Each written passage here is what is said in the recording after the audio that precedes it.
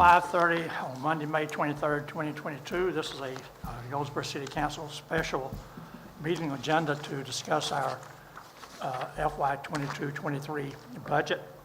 And at this time, I call the meeting to order and ask the clerk to call the roll. Mayor Ham. Here. Mayor Pro Tem Polak. Councilwoman Jones. Present. Councilman Broadway. Here. Councilwoman Matthews. Present. Councilman Gaylor. Councilman Gaylor, present. Councilman Acock. Here. Okay, so we're all here or on the call. So thank you all for coming here. We'll try to make this as quick as possible, although don't look for it to end in 30 minutes. So, but we hope to come away from this tonight with the council having a pretty good consensus of our budget that we can take to the meeting, next formal council meeting, and then adopt it. So I'm going to let the manager take over, and he'll talk about the items we're going to discuss. Thank you, sir. The fire department and police department have requested to make presentations, or I've asked them to, because I know they have additional funding requests that previously presented to council. The fire department is up first. They're looking for additional funding, and I know some questions were asked about the need for a fire truck in this fiscal year. So I'll let him talk to that, and then we'll bring the police chief West up. Thank you, sir. Good afternoon, Mayor, Council. Thank you for giving me this opportunity to talk to you this evening. I was asked to talk about the pay plan that the fire department has put in their budget, as well as a potential partial funding source for that increase, and then discuss the fire truck. I'll try to be quick and painless. So, to let you know where we are, since 2021, the fire department has lost 15 people, and 10 of those have gone to other departments for more salaries. We currently have 10 full-time vacancies, and I know that doesn't sound like a lot compared to some other places. However, the fire department runs very lean and efficient, and we need everyone we have. Therefore, when we lose one, it's bad. 10 makes it that much worse. 46% of our department has less than 5 years of experience. 28% of my firefighters, out of the 36 firefighters, have less than 1 year of experience. Currently, there's at least 2 other departments that are hiring, and I know I have people in those processes. There's another department, once they break ground on the station, they're going to open up a process as well. So I think it's important that we start looking at how we're going to maintain it. What have the losses cost us? It's a lack of morale. Currently, the firefighters are sitting around and they're seeing every municipality around us. I need to talk closer. The ones around us, they're seeing that they're getting increases. And I'll show you what starting salaries are. I have a slide to let you know. So their morale is going down. They're seeing that, and they're not seeing that we're doing anything extra for those. The overtime demands. The employees' work and family life balances are all out of whack. A lot of them are coming in working overtime just to make sure that we can staff our trucks. Overtime costs. If you look at the budget, you can see what we're projected to do. Our overtime costs are through the roof just to make sure that we can maintain minimum staffing on the equipment we have. When I talk about reduced service delivery to the citizens, so when I told you we operate lean, with 4 people on each truck, we're able to meet NFPA and ISO standards of putting 17 people on scene of a working house fire within 4 minutes for the first one, 8 minutes for the full response. We can do that with our response model of 3 engines, the tower, and the battalion chief. With us being at minimum staffing now, I'm having to call in a 4th engine and sometimes a 5th to make the man. When you look at 3 people times 6 trucks, that's 18. When you do it times 5, it's 50. Excuse me. What that does is that means there's no fire department coverage in the city. We have mutual aid agreements with volunteer departments. But the thing we got to think about with that is volunteer departments are hurting for staffing as well. And then if it's during the day, most of those people have daytime jobs. So we may or may not get them. So it's a concern from that aspect. Our special response teams, due to the lack of experience that we have, we don't have people trained. And then the ones that we do have trained, we don't have a lot of staffing to maintain that level. We're still there, but we're pushing the limits, and we need sure that we're retaining our most experienced people and recruiting some of the best. This chart is starting salaries. Goldsboro's on the far left. Our starting salary is $34,925. The next three are direct competition with us. We've already lost people to two of those departments. The first one in red is Cary. Their starting salary is $50,000 with a $2,000 sign-on bonus. Garner is at $48,000, and Clayton, who took the last five that I lost, is at $42,000, and they're talking about raising. They're getting ready to break ground on a new station, so I expect to see more people in there. Kinston is the next one down, right next to us. Those were the ones that were never above anybody. Their starting salary for a certified firefighter is $40,000 a year. They'll take someone with no experience, just over $36,000 coming in the door, and we're at $34,900. The other department, Jacksonville and Rocky Mount, I know they're both in talks to try to raise salaries for firefighters and police. Wilson just found out that they're getting a 12% for their fire department. So you can see where the firemen in Goldsboro are seeing this, and they're looking other places. I'm not going to get a whole lot into this part unless you have specific questions. My number on here is going to be different than what you had if you have the old budget. And the reason for that is when the city manager recommended 4%, when we had our plan and we compared it with that 4%, we had a whole lot of compression at the firefighter and engineer spot. So we reduced what was in our pay plan to correct that. Otherwise, the only correction was going ahead. And we tried to take into account where the city is, debt services, and just the general outlook of the city. So we didn't want to go too crazy. It essentially is going to be raising the starting salary to $37,425, which is an increase of $2,500. Any firefighter that's been here less than a year would move to that $37,400, and then essentially 5% for everybody else. There's a few exceptions because we want to develop a career development plan, much like Rocky Mount. So what it'll do is what I just told you. We would implement an engineer 2 and a captain 2 position. That'll allow so firefighters don't get stagnant.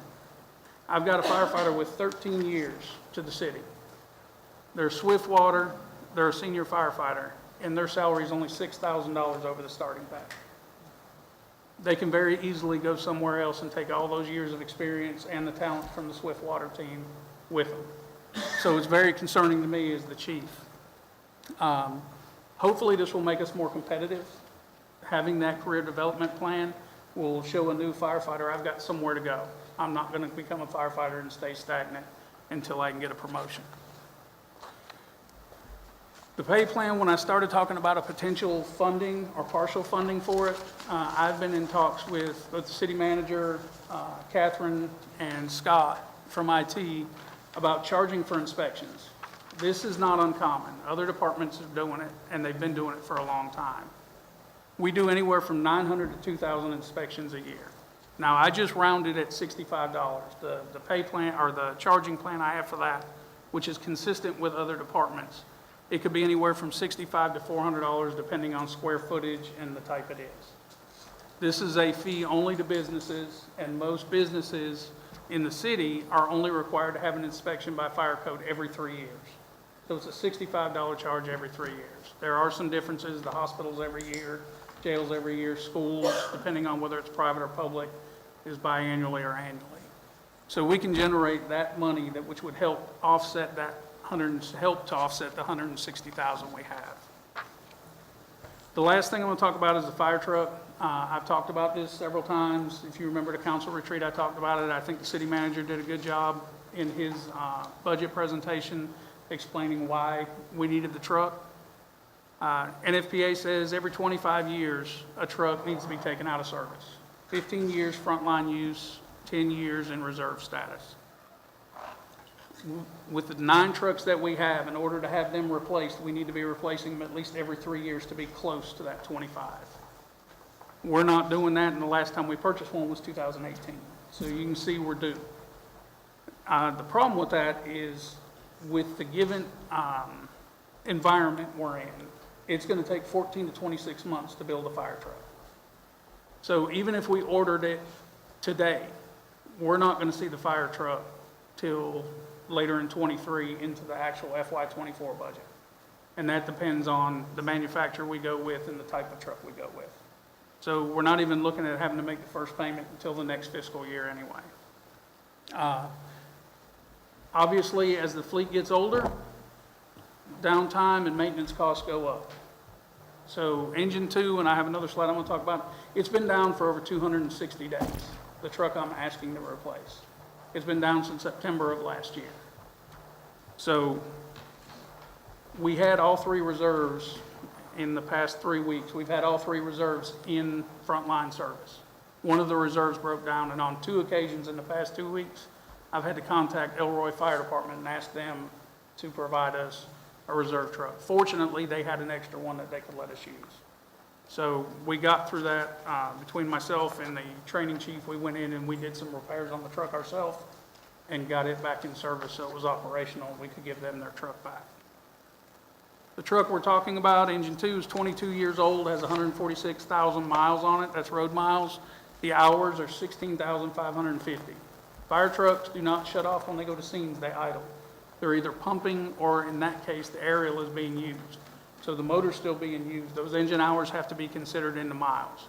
There's an equation that you can use, and what that amounts to is that truck has over 579,000 miles on it, based on the engine hours. To my knowledge, we have not done an engine or a transmission replacement on it, so if we put it in service, there's nothing to say that's not going to go, and you all remember from engine 4 that we just had to replace. You're talking in excess of $50,000, $55,000 to replace that on a 22-year-old truck. Again, payment on this truck would not be due till FY '24-25, depending on the manufacturer and the type of truck. I appreciate you giving me the time to talk, and if you have any questions, I'll be happy to answer. Chief, Yes. 2 points. You can also go back and elaborate on how you said you were minimum staffing, and they're having to use trucks they normally would have to use. So, for example, 3 inches and a ladder would be Okay. common. But now there's so short staff as manpower, the trucks that maybe reserve trucks, the trucks you commonly wouldn't use are now having to be brought on, contributing more hours on those trucks as well. Is that correct? That is correct, sir, and that's concerning because we have 4 trucks in our fleet that are over 20 years old. I've got one of those 4 that's over 30 years old now. So it's extremely concerning that we're having to move those to frontline for extended periods of time. Matter of fact, engine 2, well, the tower is out of service now, so the ladder, which is 21 years old, has been in service for a while. And it came the year after engine 2 did, so it's got equivalent miles and hours. So that's where we're at on those. And you hope to keep your reserves in reserve for a short period, preventive maintenance, but we're having to put them in for longer terms. And my last question, this will probably be not specific to the fire department, but as I mentioned in the last meeting, longevity, retention is the main word, which I'm sure is going to be the case with all the departments. But how beneficial do you think that incremental longevity plan would be towards retention? I think that would be a huge success for the employees. It gives them somewhere to look. It's something that, okay, if I've been there 5 years, I'm going to get this additional amount of money. And it's going to increment the longer I stay with the city, the higher that's going to go. So I think it's a huge benefit. I was fortunate back when the city did longevity, and I received it for a few years before it was cut. And it makes a huge difference. And I missed it, but Yeah. I think a lot of the sentiments from other employees as well as department heads would think that we can't deal with compression the way a lot would like to deal with. But I think this is a skill that we can retain our employees, that they see, like I said, there's a light in the future, that they could move up without having to wait for a promotion. Especially with the fire department, we don't promote until somebody actually retires. Yes. Or somebody leaves. It's not a rollover like they have other departments. So I appreciate your time and your presentation. Yes, sir. Thank you. Chief, let me ask you one question, please. Yes, sir. On your inspections page, Yes, where sir. you talk about the inspections, you mentioned that you do those every 2 years? Some businesses are every three. Three. There are some, like a gas station is done every 2 years, the hospital is annually. So there's a schedule that is based on the fire code. So you've computed this projected revenue based on the schedule that you currently have or Yes. and- current and out years, is that correct? Yes, sir, and because we vary so much between 900 and 2,000, some of those are re-inspections, and a lot of times we have to go back to buildings 3 times in a row to get them to correct issues. And the way it currently stands, we tell them, we're gonna charge you $75 for us to come the 3rd time, and any violations that we found is a charge as well. So it's based on that, and like I said, I didn't include, just because they're so random, the different gas stations. These are very conservative numbers, that 58 to 130. So you and I had this discussion with the manager last week. Actually, you and he were having a discussion, and I came in and sort of invited myself to it. Anytime. But I learned some things that I didn't know before. Yes, sir. So what you're proposing here, or what is suggested, or what information you provided, whichever way you want to look at it, it's not something that would be unique to Goldsboro. No, sir, not at all. Like I said, Rocky Mount has been charging for inspection since 2005. Smithfield, Selma, I talked to the chiefs at both departments, they're doing it. Raleigh's been doing it. So this is not uncommon. It's just we're a little late to the game. And when I was doing some research, we have a general ordinance. I believe it's 4380. That one actually has where the fire department can charge for inspections in it. Of course, the dollar amounts are outdated, but we've never done it for whatever reason. And I really think that it's time that we start doing it to bring us up equivalent with the surrounding departments. Okay. Chief, I know when I first came on the council, there was a waiting list for candidates to get onto the fire department Yes, sir. because they love firefighting. Yes, sir. Now, they love firefighting, but they also like to depend, for to give the cost of living to their own families. Yes, sir. Absolutely. And, I support whatever you do. I talk to the firemen probably more than I do to any other department because I go by Firehouse 5 Yes, and sir. talk to those guys and all that. And we got to do something. And, I'm not trained in firefighting. I don't know anything else in firefighting. So I think we have to take a good hard look at it and make sure we treat the fire department, because that's one of our biggest responsibilities is public safety. Yes, sir. And with the minimum staffing that we have, the safety is not only to our firefighters, it is to the citizens as well. Oh, I When I'm agree. rolling with three people on a truck, they've shown that a truck with an engine company with 3 people are 46% more likely to have injuries than one with 4.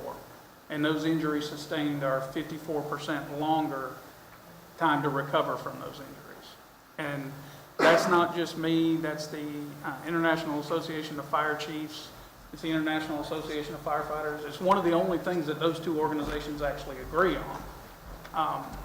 The the City County Managers Association, they say from a safety standpoint, it should be 5 people per engine. So there is science behind it and why we maintain 4 and why we don't like to drop to 3. And currently, I've got 3 pretty much every day on every truck. There are some hit or miss days where I do have 4. So, Well, I see that when I go to the fire station. yes, sir. Where I used to see 4, I now see 3. Yes, sir. Chief, one of the concerns with this inspection plan is how do we implement it? Have you worked that out yet? Not 100%. I'm working with Catherine in finance and Scott in IT. We believe Smithfield, all fire departments have a reporting system. The one that Smithfield uses has a billing mechanism in it. The new plan that we're going to, our sales rep as of today told us there is a billing mechanism in it. The only problem I have or concern I have with that is there's no, we'll say, teeth to it. So if I send you a bill and you decide not to pay it, what do I get to do to force that payment? That's the only concern about doing it that way, is trying to find a way to have a mechanism where we can ensure they pay. But I feel comfortable ESO, once we get it online working and Scott is working with me to try to find a way to ensure maybe getting that tied into the inspections intergov, because I believe there's a billing aspect of that. If we can take the data from ESO, put it in intergov, it's in place already, and we don't have to, it doesn't cost any more to do that. Okay, so let's say council agrees that we should charge these fees. You're landing between 58,000 and 130, that's a pretty big spread. Yes, sir. Is there a safe amount that 80,000, say half of your $160,000 bill, or what Yeah, and I would amount hate to can be held council- to that, because I'm not sure, some of my 2-year inspections, I'm not sure where we're at in that level, and with the amount of businesses, but I think that $60,000 to $80,000 range would be safe. If we go above, I think that would be, feel comfortable. It's just a matter of when we can get it implemented. When can we start? If council approves it, again, I'll have to find a funding mechanism right now, because ESO is not online and running. We're still in training. When are you expecting that? We're hoping July, I believe. Okay, so the beginning of next fiscal year, you should be good. We're hoping, yes, sir. Okay. If not, we can always backtrack to what we've been doing for false alarms. We already charge for false alarms. The problem is, one of my admins have to write out a bill and mail it to the different businesses. So that takes away from their normal daily responsibility to filling out a billing. And Miss Jennifer, which is now my executive, when she was the admin, that's what she did. She made phone calls, like a bill collector. They didn't pay, she was on the phone calling, asking where the payment was. Those false alarm billing, what's the collection percentage? I'm sorry? The collection percentage on your false alarm billing? I don't have an actual percentage, but I know we're very high. We had one incident where one business in the city, they were in debt $3,000, and they actually told Miss Jennifer, what are you going to do, close me down? So, but I talked with and worked with Catherine, the city manager, and some conversations were had, and they finally paid. They're a little slow, but we're close to 100% on getting those. Good. Anyone else having questions? You mentioned you wanted to take a department at a time Yes. here, if there's any other fire department related questions. Yes, if, Council? let's turn to page 60 in your, or excuse me, 70 in your book there. There's the fire departments. We'll go through this fairly quickly. If you have any questions about anything that's listed here, please feel free to ask the chief. Give everybody a moment to get to page 70. You see that their recommended budget, as it stands on this, is $1,314,000.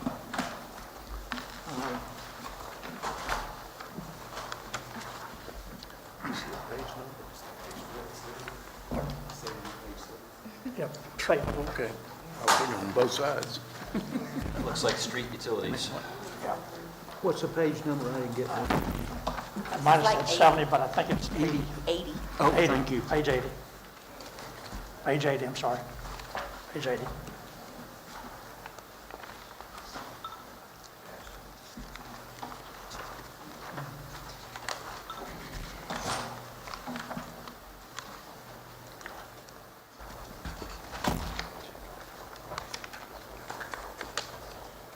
Anything you want to speak to, Chief? No, the biggest ask really in there, most of that budget is reflective on just cost increases on a lot of things. The salary increases were not in there because we wanted to present it to council to get approval. The biggest thing on there is that 1.1 million for the fire truck. And I know that's a big number, and I get it, but that's a 25-year investment. It's not a 5 to 10-year vehicle. It's a 25-year investment. The other thing that was in there was the skid unit, that the manager was gracious enough to let it go through. You got a line item number on it? Which one is that gonna be under?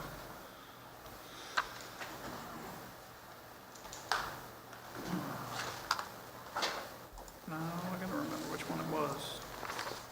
I apologize, I should have had it off the top of my head.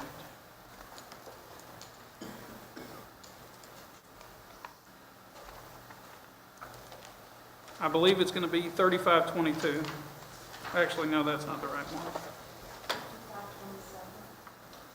Miscellaneous equipment? There you go. Thank you. I appreciate that. So 5527, we had asked for some paratech also, but we agreed to let that go this year, move it next year. Paratech is for shoring and trench rescue. The skid unit will actually allow us to take the old 350 that we have and make it a brush truck. Our current brush truck now is a 1976. It's so old, the fuel tank is still in the cab of the truck behind the seat. The last grass fire we had behind Ollie's, it actually broke down in the middle of the fire, and we had to have a volunteer department help pull us out of the field so we could get it fixed. That's the other bigger thing that we have that I think is important, and it helps with the fleet as well. Now, the aerial fire truck is a ladder truck, not a tower truck, correct? Correct. It's a quint, so it can serve It's a two what? purposes. It's called a quint. So Okay, I it can think- do everything an engine can, and then it has a 75-foot ladder on top of it. So it can do a dual purpose. It also helps with the ISO rating because it allows us to have 2 aerial devices in the city, which increases numbers. And when you start looking at it down on Berkeley Boulevard, Sam's, Lowe's, places like that, then you've got the Waynesboro House downtown. Having 2 aerials is important. If you were around for the Paramount fire, we had 3 aerials up in the air on that fire. And that was just because that was kind of a 1 in a million type fire. So, Almost Let me as bad correct as the Bell Powder Fire. amount. yes, sir. I'm Let sorry, me sir. correct the amount that I said to begin with. I was looking at the wrong page too. Total here is $8,396,000. So quite a bit of difference there. Anyone else have any questions? Councilman Gaylor, you still with us? Yes, I am. Okay. And no question. Okay, no questions. Okay. Can we get a consensus if you want to move forward with charging that inspection fee? Any comments? How do I you think feel the about it? businesses have to realize why we're charging it. You know, it's not only for us to compensate, ourselves, but it's also got a good chance of saving them money if they have a fire due to faulty equipment in their business. Their liability is there. And we're already doing some that, and Alan knows that because a lot of inspections goes through his office, that the fire marshal's office and the fire department does some of those. So, And I believe you said that the fees would start at 65, but could range to higher depending on the facility or whatever. Is that correct? correct, the square footage, for example, in the hospital, I have that at $400. And that's not a random number. I utilized Rocky Mount, their plan, as well as a couple others. And based on the square footage, you're looking at my entire inspections division being there. I believe it's at least 2 days for them to inspect the entire building. Okay. If the council has no objections here, we'll take this under consideration as consensus to approval, and we'll come back at the next meeting and make it formal. Yes, sir. Councilman Gaylor, do you have any comment? No, I don't. I think this has to be a priority. Thank you, Chief. All right, thank you. Okay. I believe our police department is next. Chief?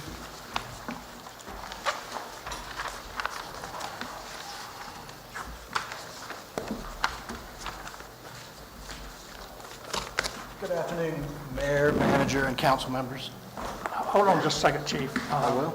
I want to get my, this time we'll be talking from 84, but go ahead with your other presentation first.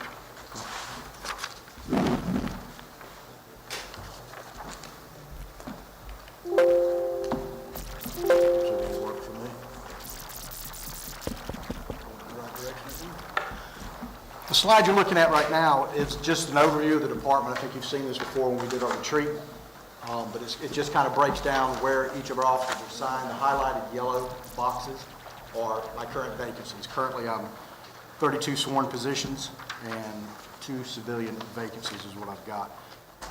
Since 2020, we've lost over 30 officers. In 2020, I lost 12.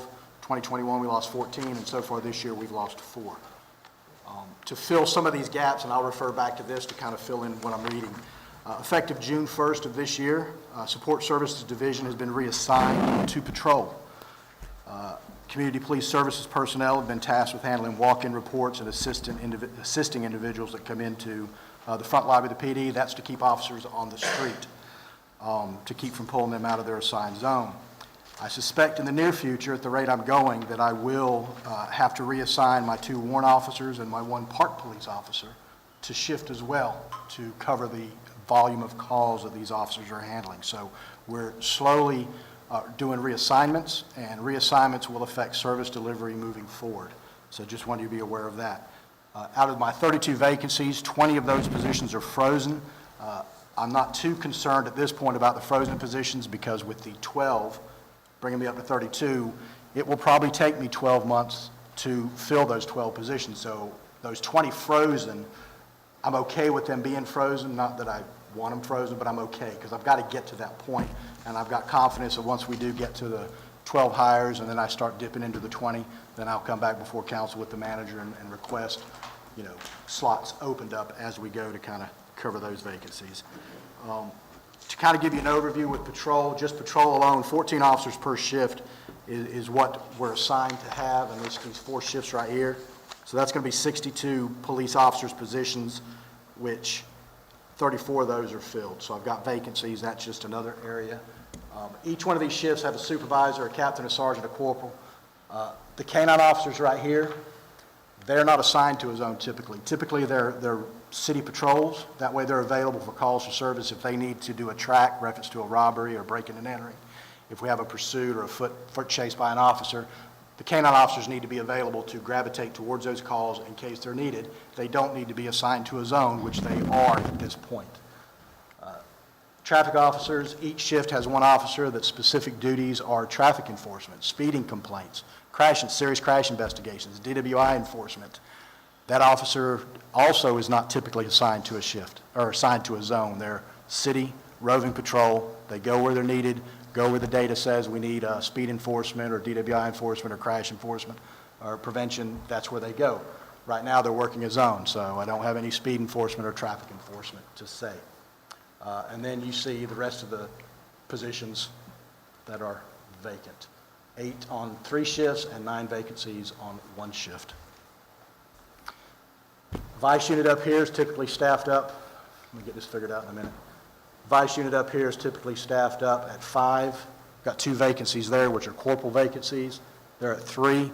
The concerning aspect of that is our vice unit works with the county vice unit. They work together. Right now, if my vice unit had a need to work independently from the county, just with 3 officers, it's not very safe for the officer to do that. So independent work from us away from the county isn't really going to work.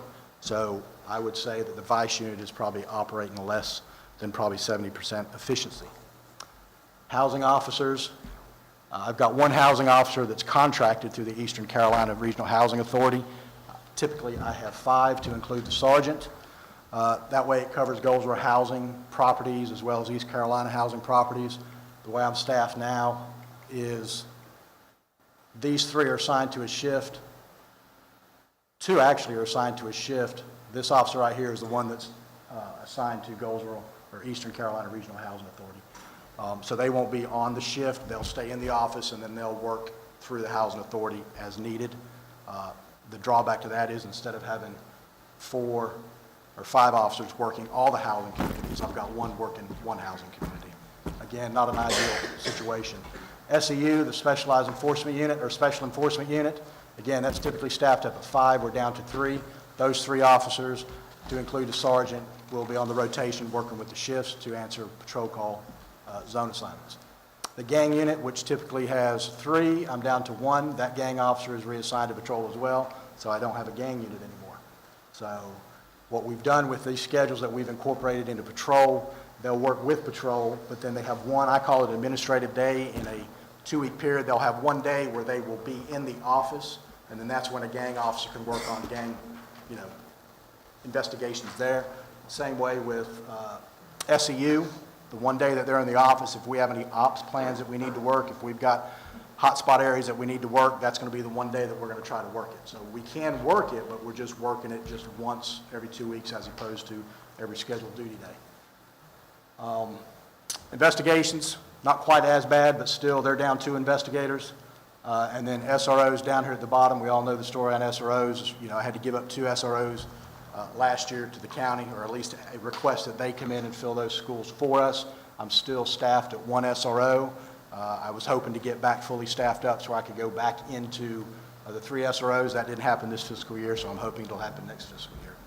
So that's kind of an overview of where all my shortages are at and kind of the work service that we're providing.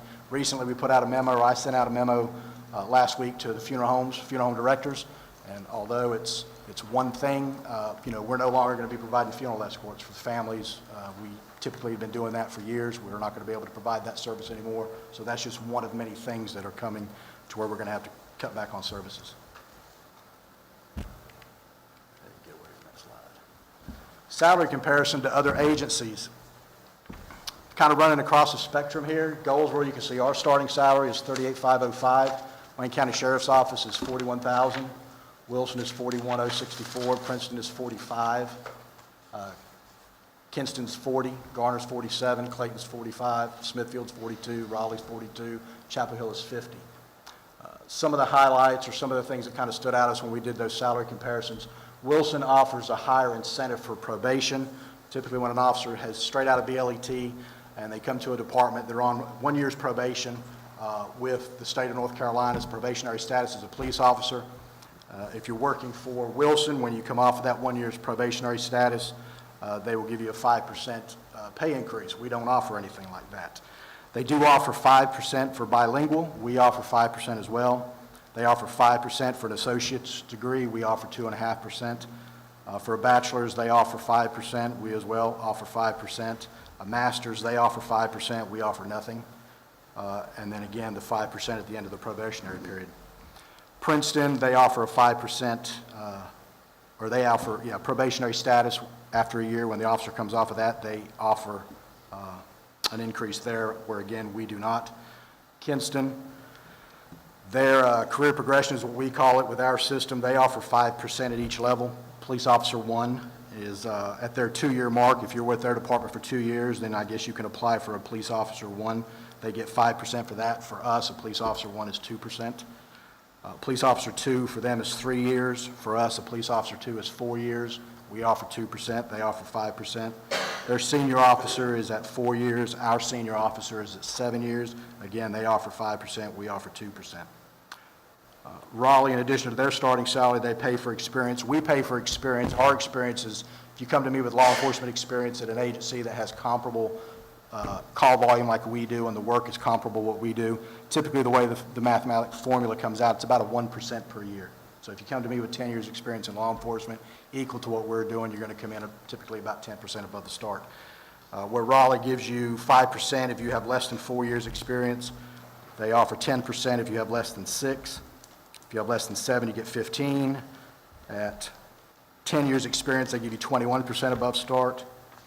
12 years experience, you get 27%. For an associate's degree, they offer $660 annually to the officers. And for a bachelor's degree, they get $1,320 annually paid to the officers. Chapel Hill, they offer $1,500 for language for bilingual. They offer for education, whether it's a bachelor's or an associate's or a master, anywhere from $1,500 to $4,500. Again, this is paid annually. And then an advanced law enforcement certificate, the officers will get $1,500 for that. And we don't offer that. Starting pay, in this package here are the options that we're going to look at next. I'm not too concerned about the starting pay at this point. Starting pay for me is an officer that's come to me with 0 experience, straight out of BLET. They're valuable to us, but a new hire is not quite as valuable when you compare it to somebody I can bring in that's got experience. So we're trying to do the retention, we're trying to pay for the experience. So I'm not too concerned about the starting pay.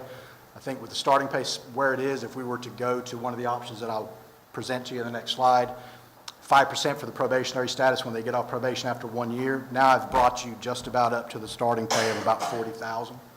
And then when you get to your 2-year mark for another 5% if we go that route, now I'm up around 41.2, 41.4. So I think that's very competitive So I guess my thought process on this is, I may not be able to match starting pay with other agencies, but some agencies, they don't give you a whole lot after that. Once you start and they give you all the money up front, you're really not going to gain anything unless you promote somewhere down the road, where I think our package is, I can give you some money up front, but as you progress in your 1 year, 2 year, 4 year, 7 year, you're still increasing your salary. So I just think that's works a little bit better for us. Chief, Yes, sir. before you proceed, just kind of further my case that I asked Chief Stimpian. As far as retention and longevity, like I said, down the road, you don't want to invest too much up front because you may Right. lose these guys. How beneficial do you think longevity and increments would be as far as retention? Very beneficial, and that's on my next slide. That's it's in my proposal, is the longevity. Yeah, I mean, it gives officers something to look for. Again, I've been here long enough, I remember when longevity was offered, and I got it for a couple of years, and then it went away. And that's one thing I hear a lot of the officers talking about is, longevity. And we're losing, most of our officers that we lose within the first 4 or 5 years of their career. So if we can just keep them, pay them a little bit, get them up where we want them, train them out, and then when they start seeing that 5-year mark and they know, okay, I'm going to get longevity here, and I'm going to get it for my 6th year, my 7th year, my 8th year, and it goes right on. So I think it's very important to put longevity back in play.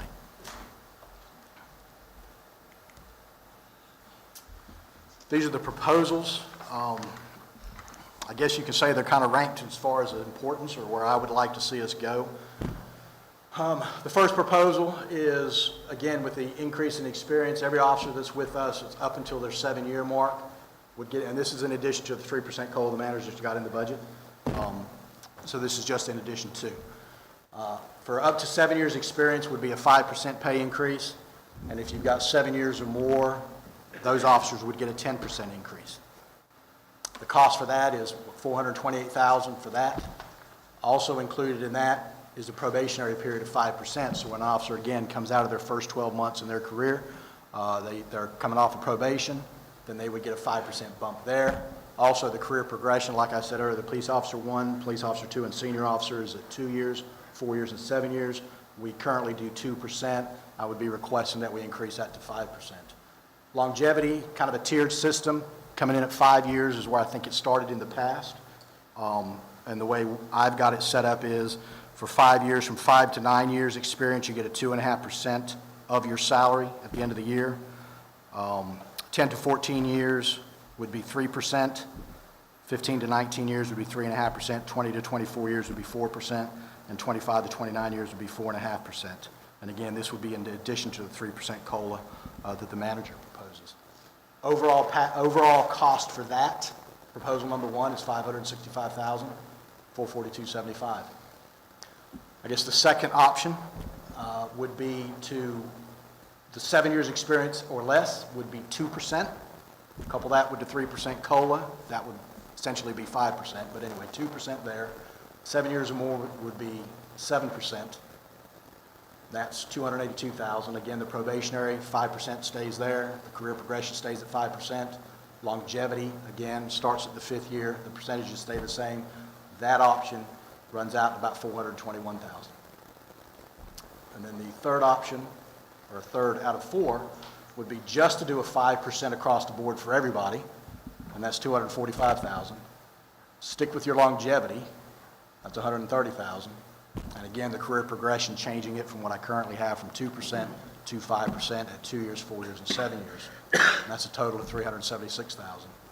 And then if we don't do anything else, and we only do longevity, coming in at 5th year, that cost is going to be about $124,662. Went through it pretty quick. I'm sure there's questions, and I'll be more than happy to answer. So after your 7-year, a policeman will be considered at career status? Say that again, ma'am, about 7 years? After the 7th year experience, when is an officer considered to be at career status? Career status? Yeah, you're saying career progression. Right, as their career progresses, at the 2-year mark, they get 2% currently, and then their career progression, they would be designated as a police officer 1. Okay. And then when they get to the 4 years, then they get a career progression, then they're a police officer 2, and then at 7 years, they're a senior officer. Okay. And I think the way we've got it, and they'll probably tell me I'm wrong, but I think the way corporal, I think you're eligible for corporal, like at 4th year. So if you go up for PO2, and you get your PO2 at 4 years, and then 6 months later, we have a corporal's promotion, and you promote to corporal, you get that percent increase, which is typically about 10%. Now you won't be eligible for that 7th year senior officer because you've ranked out. You've gotten above that way. Well, Chief, will this more or less alleviate a lot of the compression problems? It won't alleviate the problem. I know last year I came before the council and requested 5%. You were nice enough to give us that, and we appreciate it, and that was to address compression. Compression is, I feel like we've got compression fixed to some degree. But again, if we pick and choose what we take out of this, if we're not careful, then we're going to start the compression again. Okay. And again, like with the starting pay, if we increase starting pay 5%, you're going to need to go 5% across the board, but then you're going to have to start looking at the pay grades and how the pay grades are set up. There's not enough spread between a corporal and a sergeant and a captain. That's what I was thinking about, from corporal to sergeant. Yeah, they're getting compressed. But right now, I think we've got compression under control, but we look at it every year, and then we'll make adjustments kind of as we go. All right, let me make sure that I'm following you. You're offering here 3 levels of retention incentives, right? 3 obvious ones, but then on that bottom one, right below total, where it says longevity, that's kind of option 4, that if we don't do anything else, so 4, so. But I see the 5% and the 10%, and then I see in the second one 2% and 7%. So if we went up just a little bit on the less than 7, say to 3.5%, and then the 7%, it would raise that rate a little bit, but would still stay considerably below the top level, correct? Yes, sir. That it would. And trust me, I know that that's a big pill to swallow, 500,000 and 400,000, I know that. And I'm nothing against the fire department, love them to death, but I don't charge fees for a lot of things. I can't do inspections and stuff. I can't charge fees. All I can charge is for a fingerprint card, and if you come up and ask to get a report, I'm doing that at $1 and $2 increments. So I don't have a revenue stream that can come in and kind of support this. So I'm kind of. Where's your speeding tickets go? Where does that? Courts. Courts in the state. I'd rather pay,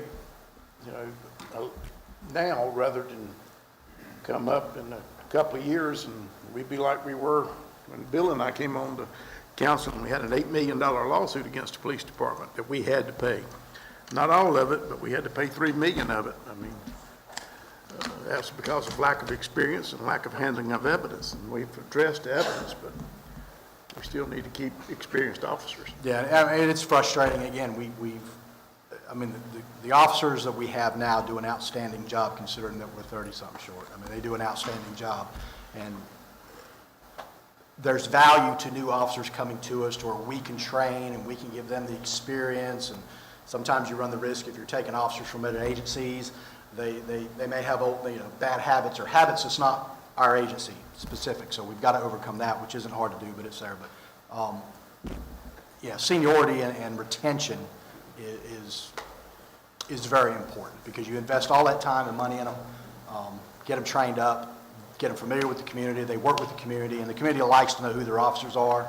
And we're just stuck in this little cycle that we can keep them for about 2 to 4 years, 2 to 3, maybe 4, and they check it off their bucket list, and they move on with their lives, or they see another agency that dangles a shiny bobber in front of them, and they think, you know what, let me go over there and see what's going on over there. And it's very hard to retain help, I unfortunately. think on your presentation, the one that concerned me was the gang unit. That we basically have not got but one person working part-time, really.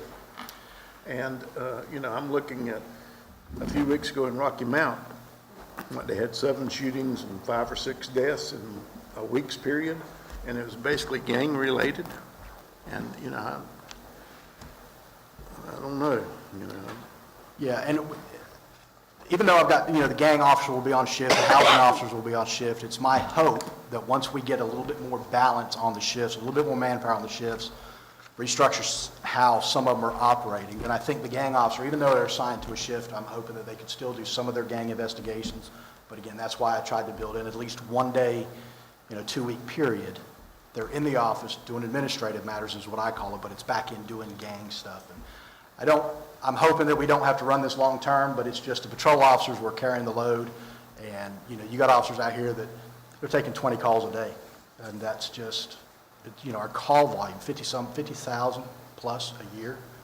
The call volume is just, it's a lot of call volumes to be putting on, these officers. Does the sheriff's department have a gang unit? I don't know if they've got one. I think they name it, it may be the ACE team, or they've got a different team. I know they still do gang investigations with us because we share information with them. I don't know exactly what the terminology that they've named that unit, but they've got a variation of it, I'm sure. Well, one of my raw nerves is that, the sheriff's department, the city residents pay their salary just like everybody else in the county pays their salary. And, I'd like to see y'all work as much together as you can, because like I say, that we're already paying part of the sheriff's department's salary ourselves. Yeah, our relationship with the sheriff's office is great. I mean, the officers and the deputies, they work well together. Deputies will come into the city and work with us, and, we've got opportunities to where if they need us out in the county, we'll go out. We've got a mutual aid with them. So the officers work very well with the deputies, vice versa, and we're always looking ways to improve each other's services. So I'm pretty confident that that'll continue, but, I've got to get my numbers up. Chief, in your department request, did you include the number one, the top in your request? In my budget, I did not, sir. No, none of this is in the budget right now. Yeah, I None think of this is in the This is budget. in addition to the 3% COLA. Did you consider the 1% merit when you threw these numbers together? yes, None of this is in the budget. Correct. right. So you got to find 565,000, 421,000, 376,000, or 124,000, Okay. If you, Make that clear. if you want to do any of those. if you're looking at the fire department's recommendation of 160,000 additional, starting from police department, tops down, you're looking at a total of 725,000 combined for those two proposed increases. If you do the middle bracket, that's 581,000, and the lower bracket of 376, that comes out a combined total of 536,000. Can you run those again? Pardon? Can you run those again, the totals? It's just adding I 160,000 know. to these. Can you just give me the number again? Oh, I'll start from the top. The combined number is 725,000. The middle bracket is 581, and the lower bracket is 536. And I think we have consensus among council to charge those inspection fees. We just need to land on a number that we think would be reasonable Correct, to yeah. estimate. So you could That's subtract without- that Yeah. maybe by 80,000.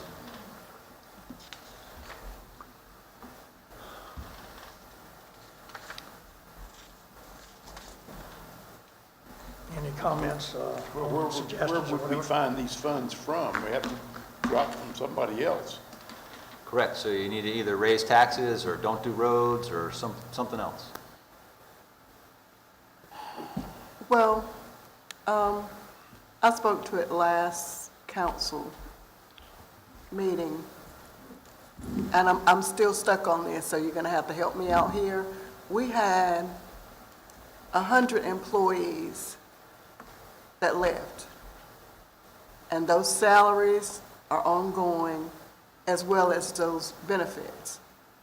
So we talk about finding money. Is that not some money?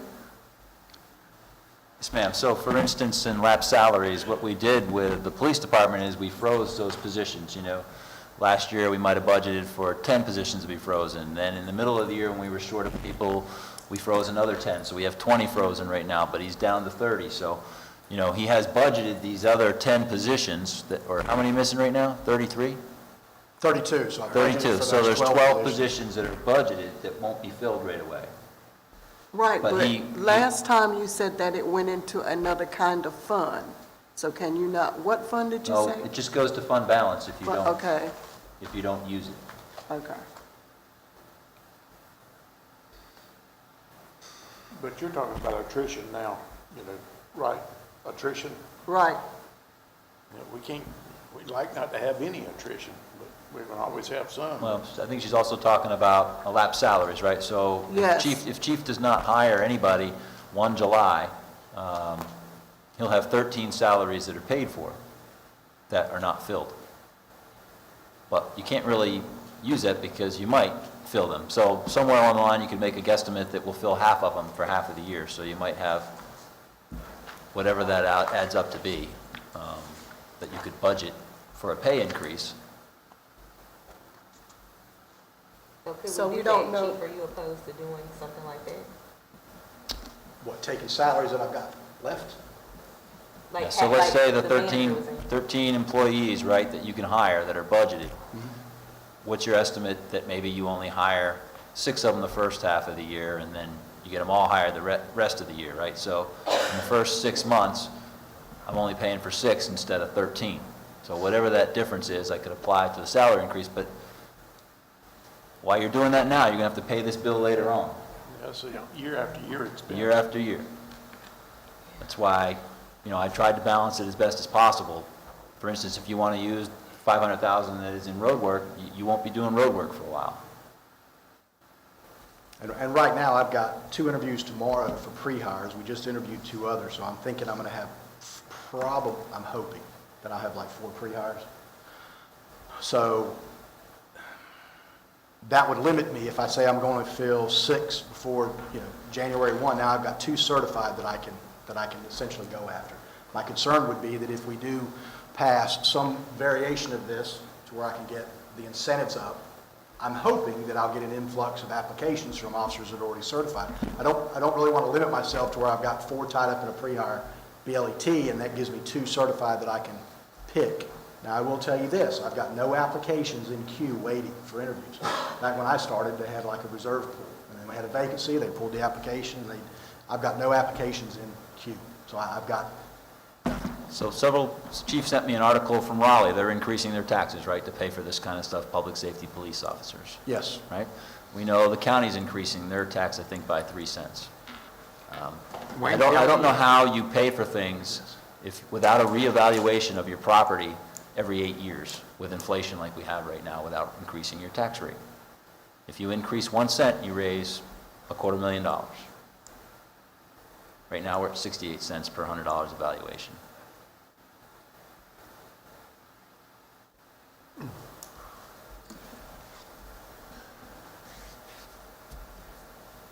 Any suggestions? The problem I see with, not having the 500,000 in street resurfacing is, does that mean in the next year we're going to have $1 million need that we hadn't met because we...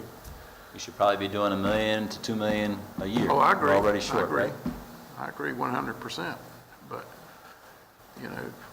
I can ride on a bumpy road more than I can, have unsafe streets, highways, and homes and everything else. I mean, that's what you got to look at sometimes. What's your priority? And, like I say, I was looking at my street the other day, and it's cracked bad, but I can still drive on it.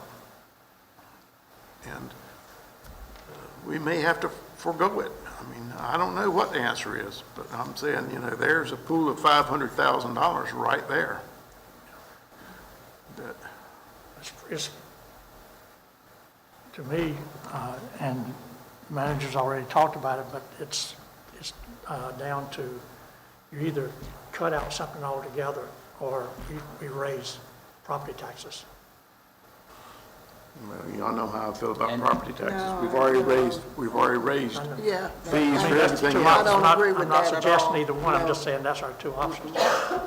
No. And when you raised the tax rate last time, you put that towards your fund balance, right? Into your standby funding, if you will, in order to get our fund balance up. Well, I agree with Councilman Acott. I can ride on a bumpy road, but we can also take a assessment of the needs of the roads as well. And what it would take to fix the necessity of the roads and then use the rest of the money for what we need it for. But I disagree with going up on property taxes. That is, Let me ask this question then. Of these 3 options here that I gave you in the combined prices, does the council propose that we adopt, or not vote on it tonight, but a consensus of adopting one of those three options. Again, the lowest one would, the highest one would cost us $725,000. The middle up there would cost us $581,000, and the lowest would be $536,000. So we do all agree that the fourth option is out? Yep. We want to do more, okay, just want to make sure, okay. I agree. Okay. Not saying consensus, but. Can I mention something I may have overlooked? Yes.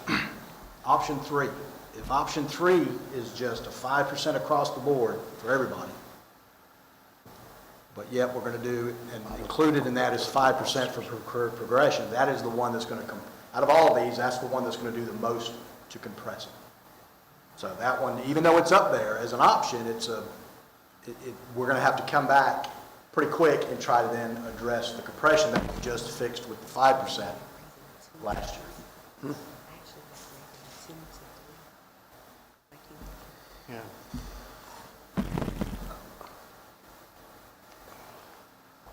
Current, just for your information, your current contingency, money that can go to fund balance if it's not spent otherwise, is $823,000. The majority of that is your 3-cent tax increase that you made a decision on Well, I last think year. we have to keep that also. I'd like, and I'm just talking off the top of my head now like I usually do, but I'd like to see us sort of work with the middle option there and work, and Councilman Matthews and I have briefly discussed it, raising the under 7 experience to maybe a 3% and leaving the other there, and then trying to work out the difference instead of raising taxes, like I say, forgo street paving and maybe give a little bit more money toward street maintenance. We seem to be doing a little bit better job patching potholes or street, big, not potholes per se, but the large street repairs. Except for Carolina Street. There's streets in every county, and Right. That's a difference of 84,000. I don't know how anybody else feels about it, but that's what, my thinking, again, off the top of my head, would be. If we don't raise this year, we're absolutely going to have to raise next year, just to hold fund balance or cut something out. At some point in time, we've got to raise taxes. And looking where we are in our tax rate compared to all the surrounding cities, I'm not saying we've got to do it this year, but it's inevitable that we're going to have to do it to raise revenue. The only way we can raise revenue is to raise taxes. And when you look at what they're paying in Princeton, even the smaller communities, if we don't do it this year, and I'm not saying that I'm all for it this year, I am saying at some point in time, we're going to have to raise tax. It's pay me now or pay me later. So just put that point out there. Well, I disagree with increasing property taxes. We've already gone up on the utility bill. So I think maybe we need to look at another avenue And the other right thing, now. we don't know what our revenue will be next year. It could be that our revenue is much better than what it will be this year. I sure hope so. I sure I hope do so. too. Okay, so Chief, while I know you put these together, what is the most favorable one for you considering everything? Number 1 is obviously the most. Right. But I put option 2 in there for a reason. Okay. But again, this still includes the 3% hold that was already in there. So, option 2 with 3% COLA, so if you, and I think that, did you and Councilman Aycock said increase the 2% for up to 7 years to 3%? That's what I heard. And leave the That's what I heard 7% like it is? That's, Yeah, that's what I said. We've got to So do you're something. adding an extra $140,000. like 80, 84. Right, so then option 2 would be what, 2% or 3% for less than 7 years and 7% for Actually, no. 7 years or more. It won't be that much. No, it's not. Like 80. I was thinking 2%. But again, attrition's going to take care of part of that. It won't every year, but I mean, this year it will. Heck, I may not be here next year. Gene, I kind of agree with you, and I agree with you and Brandy there. I think somewhere in there.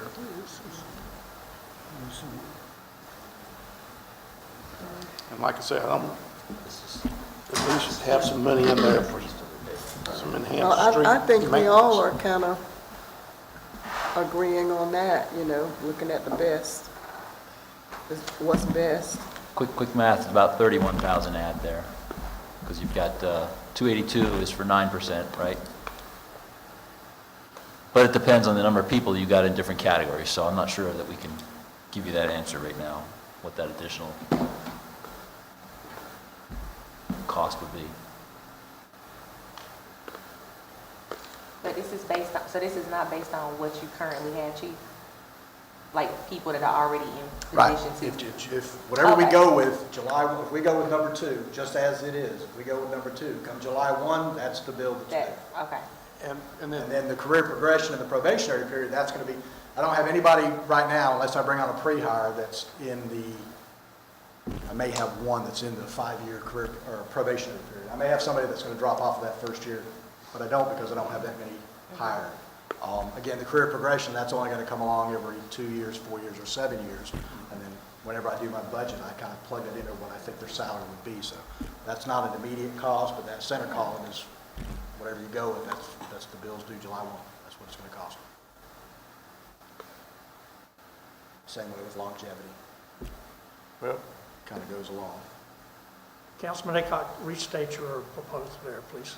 well, I just said, we raised less than 7 years experience to 3% and keep the greater than 7-year experience at 7. And, increase that, like I said, it's going to come up to more around 450, 460,000. But attrition is going to take up part of that because we're going to have the funds in the first part of the year to help make up that. We can't count on it every year, Yeah. but, and work from the street paving from $500,000 to working somewhere where we can have some more enhanced street maintenance. And, it's like when I was young and you used to have a bicycle and you used to patch the tire, there's only so many patches you can put on it. And that's what we got to do with the streets. There's only so many patches we can put on the street. But we've got to find the money to do that. And I think that we're pretty much in consensus. We don't want to raise taxes this year. That's pretty clear. And I hate putting it off, but, we raised them last year. We raised water and sewer rates. I think that we have to tell the people in the community that we aren't interested in robbing their wallets. We're interested in providing services with the most effective way we can. So, if I can the go with police that. chief and the fire chief and the city manager can come to an agreement on that and bring it back to us and look at it, then I think it's something that almost all of us can agree on. I mean, Is anyone doing, I'm always one for compromise. is anyone computing, It's reasonable. Taking notes. okay, but you're not doing, computing the figures or anything? Well, I don't think you can figure that out right now, because Okay. we don't understand with the 282 number, how much is less than 7 years' experience at 2%. Do you understand that, Chief? I understand it on another piece of paper that's back at my Yeah, office. right. Okay, so you'll bring that back to us? Yes, sir. But the concept is what you're, Yep, yep. anybody want to comment on that? Or, I agree with, believe it or not, I agree with you, Brandy. I think I that's do the most effective. I think we all Give me one. agree with that. We've been working together great lately. Okay, we'll bring it back. You're going to trade roads? Councilman Gaylor, you have any questions? None, Mayor, no further questions. Okay, thank you. Okay, Chief, you want to run down your department for any comments or whatever? No, really don't have a whole lot of comment for me. I know that we put, I think all the department heads did, I think we put a very, very basic budget together. You know, I do have a must-need as far as the K-9 that needs to be replaced this year. I think we've still got 3 vehicles in there. So yeah, it was very, very basic budget with our needs, and obviously if anybody has any questions for me in reference to that, I'll go into more specifics, but I'm satisfied. Anyone have any questions of the chief on the police department?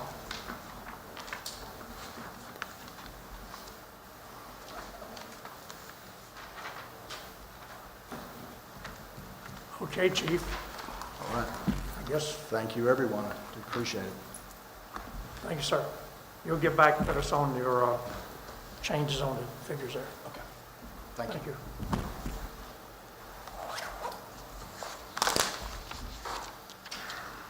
Okay, sir. Okay, sir, any other big ticket items that council members would like to talk about before you maybe get into line item detail on specific departments?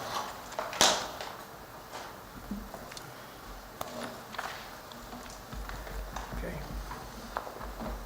Well, there's no line items that I would just want to talk about right now, but just for point of clarity, this budget was prepared for us by an outside firm. And I wanted to know, the outside firm did it for us, and I wanted to know why we chose to go with the outside firm to do it for us. And did you consult with them too? I know you're consulting with us now, but was there any consulting? We had a discussion at the council retreat, if you recall, Okay. where we determined that the finance director was going to focus on the FY21 budget audit, and that we needed to have additional capacity to do the FY23 budget. And so council approved the hiring of the Isley Group to do Okay. this. So, Yeah, I just want that out there. yes, ma'am. Okay, thank you. So just for clarity, they didn't prepare solely the budget. They prepared it in conjunction with department heads, sitting down with them and Okay. talking with them. Oh, yeah, we used the Okay. same processes we've used before, where the department heads Okay. came in with their recommended budget, and then they had to defend their budget in front of myself, along with the Isley Group, who asked questions, and the previous assistant city manager who was here through that. And then we made budget cuts, and then we went back to the department heads and talked about those budget cuts to make sure that they could absorb those budget cuts or move those budget cuts as most appropriate. And then, utilizing American Rescue Plan in the general fund for an additional $3 million. The utility fund's about $2 million because we didn't execute this past year because we had to wait so long for that information in the final guidance. So that stuff is all baked into the presentation. Okay, thank you. I just wanted that clarified. Yes, ma'am. Okay, thank you. So let's go through this budget, department by department, and just, if you have a question, ask them. If not, we'll move on and go to the next one. We'll start off with the managers. What page? That's on page, my numbers are blacked out here. Yeah, numbers are cut off. I think it's paid.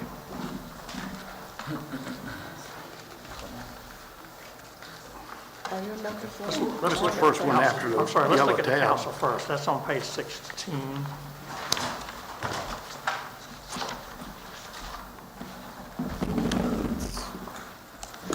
Okay.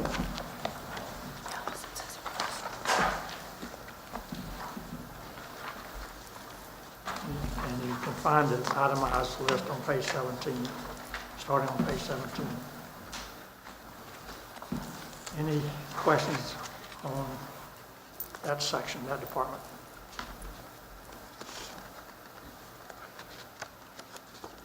The 1011, it says air show sponsorship, but what is that dollar amount? Is that the change? What line item? So it's 30, 1011 is the very first line. It says, explanation is the air show sponsorship. I'm wondering how much of that is the air show sponsorship? I'm not sure Yeah, what I'm you're aware. talking about. Item line I'm on page 12, Looks like 10. 50,000. That's what I'm saying, is that it says change amount, and then there's a $52,000 amount. Is that the air show sponsorship? Or what is that amount, is what I'm asking. Page 10, first line item, 1011, for mayor and council. That's basically our salary, our No, it's honorarium that we get. about 50,000 of it is the It air show says- sponsorship. It says air show I'm sponsorship. I'm sorry. I just want to know what that dollar amount is. For the air show? Yeah. 15,000 comes from the city general fund, and then we use 15,000 from occupancy tax fund. So you'll see that as well, for a total of 30,000 has been used in the past, and that was what was budgeted this year. Is that somewhere else? I'm just looking at line item 1011, so is that somewhere else? Yes. Where's Be under that? the occupancy tax. Oh, okay. Where is the increase? You got a $52,000 increase from FY 21-22. Through that, Pam?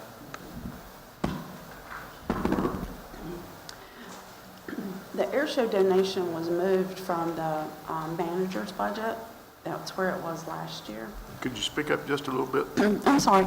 The manager's budget had the air show in it last year. The total, let me pull it up.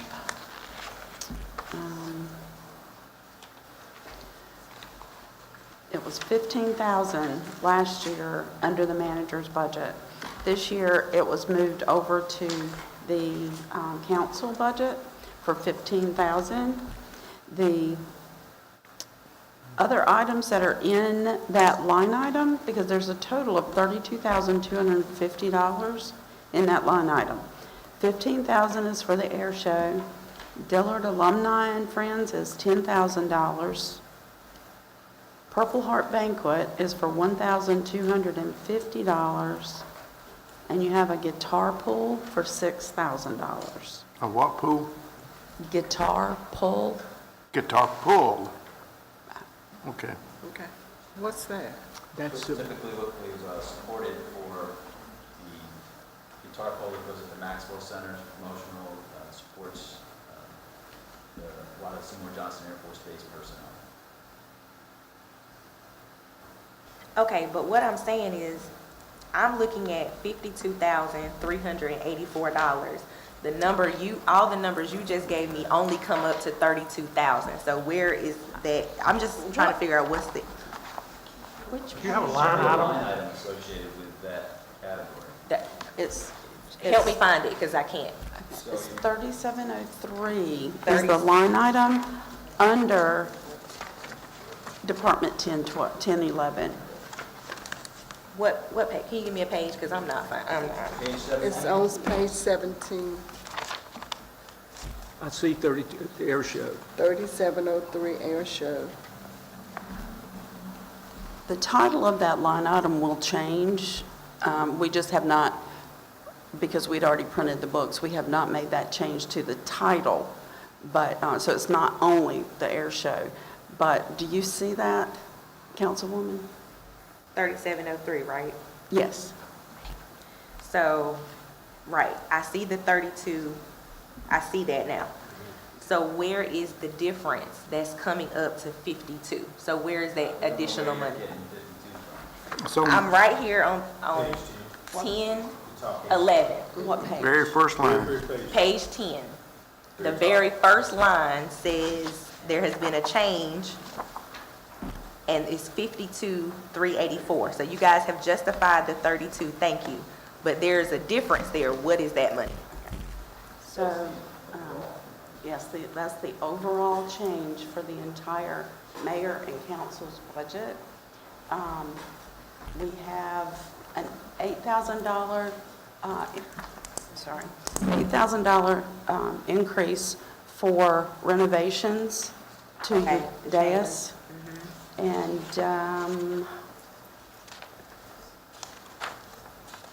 the mayor and other members of your staff have decreased your travel request.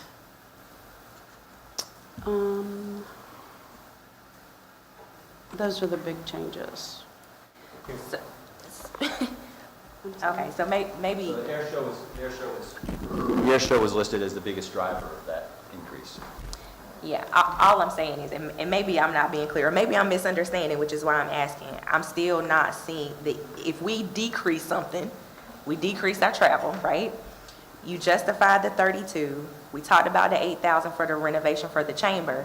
There's still a significant amount of money left over, and I'm just trying to figure out if we've increased to $52,000, what is that money for? Okay, I just see two other things. So, Okay. title search, I was looking at the wrong column. So your title search and legal fees went from what we estimate this year of 135,000, going up to 150,000. And you have consultant fees that were budgeted, your amended budget is 50,875, going up to 56,000. You have operational supplies going from 4,500 to 10,000.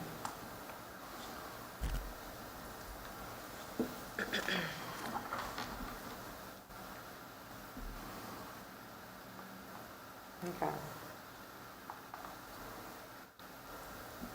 You see what I'm talking about? Yeah, my thing was, I mean, even with that 150 is a lot more than 52, so I guess we only took half of that, or a percentage of that, and put it towards the. I have a question while we're on that. Since we said 8,000 of that was for renovations in the council, I'm not in favor of that myself. I mean, I think if we have another surge of the COVID, we can utilize this space for space like we did initially. I don't think $8,000 should be utilized for building the expansion in that room, that we can shave that off. That's just my personal opinion. We can use the space like we did in the beginning of the pandemic, just as much as building. I think $8,000 for renovation is something that we meet, twice a month in that space. Other groups meet there as well. But I think if it comes down to that, for $8,000, that could be used somewhere. That's just my opinion on that, while we're on this topic. I could agree with that. Councilwoman Jones and I are the ones who sit on the outside, on the makeshift areas, and I'm perfectly fine with the way it is. I mean, I don't have to be. I was one of the ones, I wasn't looking at the cost, but I was one of the ones that said, yes, to make it look nice. Well, I did originally, yeah. Yeah, but Think about it. when you look at the cost, and I'm all for what we can do for our constituents and what we need, and putting our money where it's most effective for the city of Goldsboro. So if it comes to this $8,000 to do that, then, that's fine. I don't, You say it's fine to... it's fine to delete it. I did not realize the cost, but in the very beginning, yes, I said yes to make it, because we do sit on the outside. But $8,000 is a lot of money, and we're trying to increase utilities, and we want to increase taxes. I think that is just a little bit too much for me to just sit on that end twice a month. Sort of like Councilman Polak said, we don't know if we'll have a resurgence of COVID. We might have to go back to, stretching things out a little bit further. So I get the message that we want to delete that item. Yeah, we can do that. That's fine. Okay. Okay. Anything else in that department?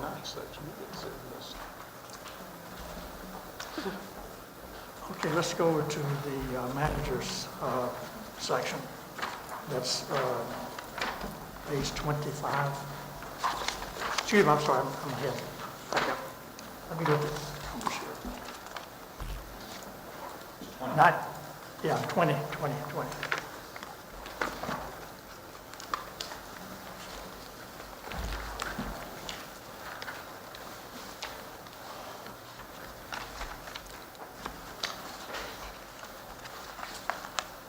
Okay, manager's report, any questions about anything?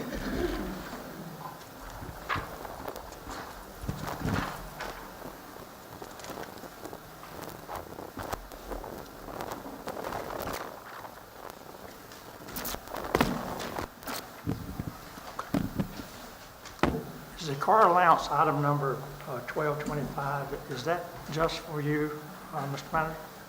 It has been for the assistant city manager as well. For the assistant, okay. Yes, sir.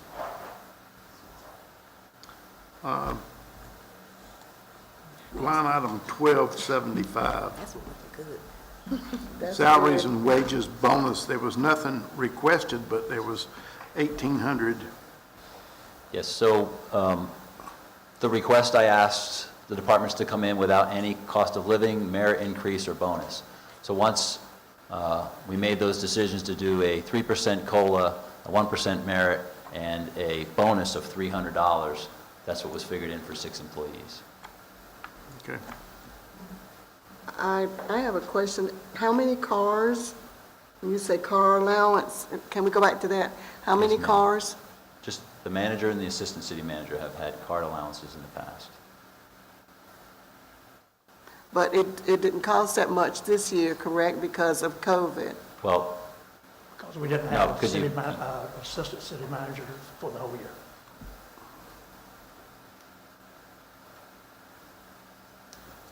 So what if the assistant city manager opted out of not wanting a car allowance, or if you he's opted out? He's been offered as part of the contract the car allowance, so.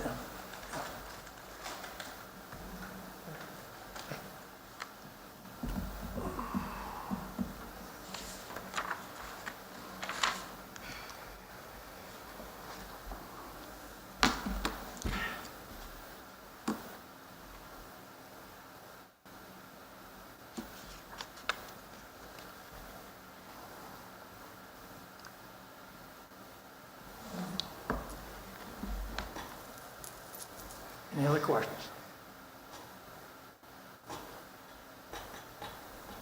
Can you explain the fees and dues, Ms. Salmon? I know your contract Yes, sir. Dictates, or there's an item in the contract that says we will pay certain professional fees and otherwise. Yeah, I think you're talking about nonprofit organization memberships for the Yes. assistant city manager and the city manager and the assistant to the city manager have been budgeted at $500 each for $1,500. This has been, it's in my contract, something that was offered to me when I came aboard in May of 2019, and it has been done in the past for the assistant city manager and the assistant to the city manager. So if council would like to change that for people in the city manager's office or any other organizations, that's something that we can certainly address. And what are the non-manager? I'm aware of some in Parks and Recreation. We can get to that when you get to Parks and Recreation, or you can take a look at that specifically now. What page are you on? I'm on page 21, I believe, it's sort of, yeah, and I'm on line item 4912.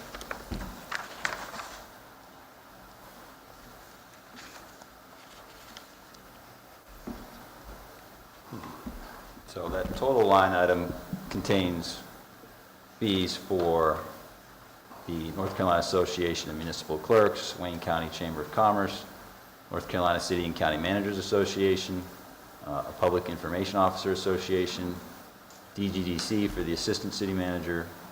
I just spoke with the nonprofits before, Association of Defense for City Manager, American Planning Association for Assistant City Manager, since there has been a planning officer in the past, ICMA dues for the city manager, and that is it. I guess Public Relations Society of America for the public information officer, 325 was added this year. What are the nonprofits? The nonprofits would be to be determined. I don't have an assistant city manager right now, and I am not a part of any nonprofit organization, so I haven't found the time for that, but the assistant to the city manager is part of the Rotary. Is that like Rotary and that kind of stuff? Yeah, Rotary dues. In the past, it's I mean, been just asking. supported for certain positions to be involved in the community as such. Okay. So I'm sorry, go ahead. Go ahead. And MAC membership dues. Yes, Military Affairs Committee for the city manager and the assistant to the city manager. That's a total of $600. I believe, again, for the manager's contract allows for that. So all the things you just listed is for line item 4914? 4912. Okay, well, let's go down to 4914 for the league. What is that what does that include? I mean, what is it? Those are dues to be members of the North Carolina League of 4914 League of Municipalities. So is that Yeah, just that's for support. you and your, It's who the is support that? we get from the League of Municipalities. city. Right, I'm saying that includes all of us, right? Yes, ma'am. Yeah.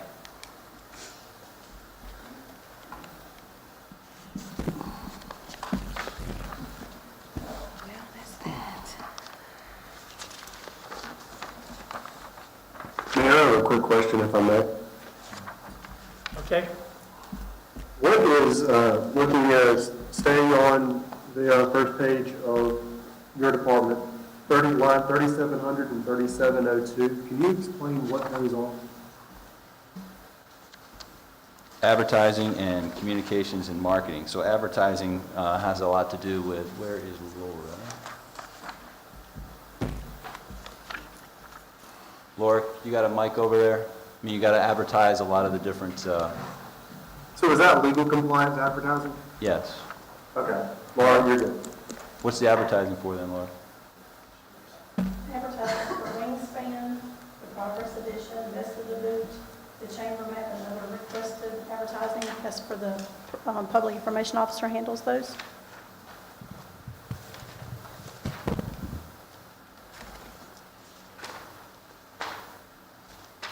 And then communications and marketing 3702 is going down from $10,000 to $300.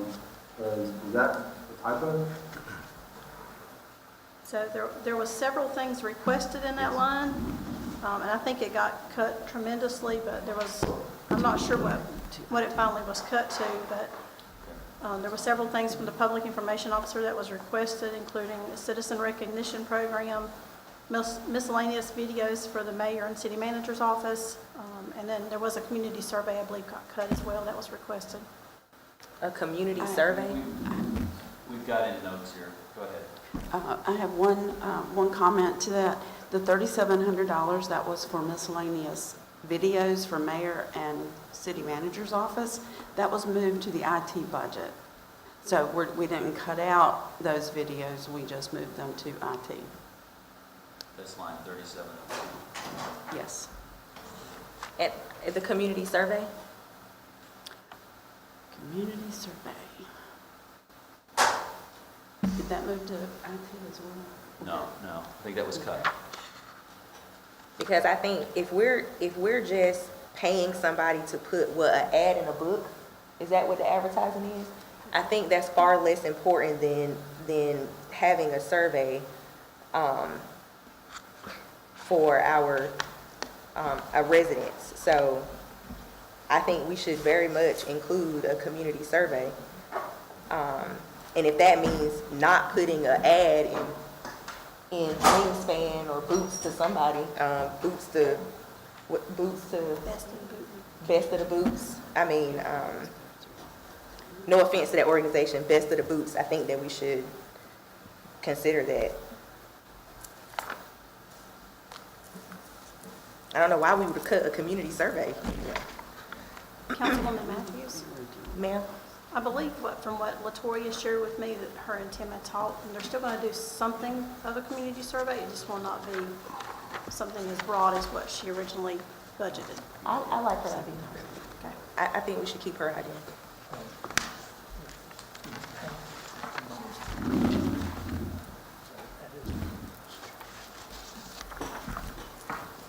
So your community survey was $7,000 as put forward by the public information officer.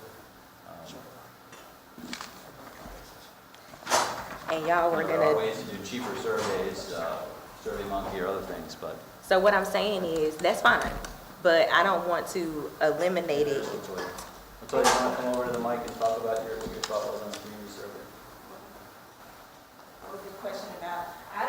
I have not looked at what was cut from the budget. I did request $6,000 for a community survey, just to put the survey together, and then have a company help with amplifying that and making sure that all residents from all parts of the city were engaged with that survey. So I do not know if that remained in the budget or if it was cut, but that was $6,000 was requested for that. For the advertising that's in there, those were things that we traditionally do every year. So it would be fine with me if we said we don't want to do those anymore. We could apply that to somewhere else, like the community survey. Other questions on communications and marketing, and then some of you who worked on the budget, you can correct me if I'm wrong. Traditionally, it's called communications and marketing, but the money was being used to pay for like video of council meetings and things of that nature. So we thought it would be more accurate to put it under the IT department budget rather than having it in the city manager's office budget. And the $300 that's there now, I think that is for the citizen recognition program that I wanted to do, and it's just to get plaques to honor some of our citizens who are out there really doing great things for the community. Additional questions? Clarifications? They're saying they cut the survey, and I was only suggesting that instead of putting so much money into the advertising portion of it, if we could take that, and if you're okay with Xing those videos, I think they said they took the video money and put it under IT. So if we could eliminate that, if you're okay with Xing that, then that's more money we could put towards your project about the community survey, which I think is important. Yes, I'm fine. I'm completely fine with that. I don't know if they heard what we were talking about. So for instance, you've saved $8,000 on the dais. You want to put $7,000 of that into this? No, I'm not saying we have to do the 700. What I'm saying is I don't want to exit altogether. Let's figure out a way that we can still have the community survey like she wants. If that means we have to do a little research to say, how do we take 7 to 3 or 2? I think it's worth the investment versus us putting an ad in, a magazine, or a newspaper for that shorter period of time. I think it's just more bang for our buck to do that. And she says she's okay with cutting those videos, that budget item that you guys moved to IT. If, she says she's okay with Xing that, and we can put that money back into the communication and marketing budget, right, LaToya? If I'm wrong, I'm sorry. Yes, either one of those line items. I think communication and marketing would probably be the most apropos one for that to go into, but because the videos, I'm sure we could find a way to do in-house if we really still wanted to do those and save some of that cost, but and still be able to do the survey. I think that would be good.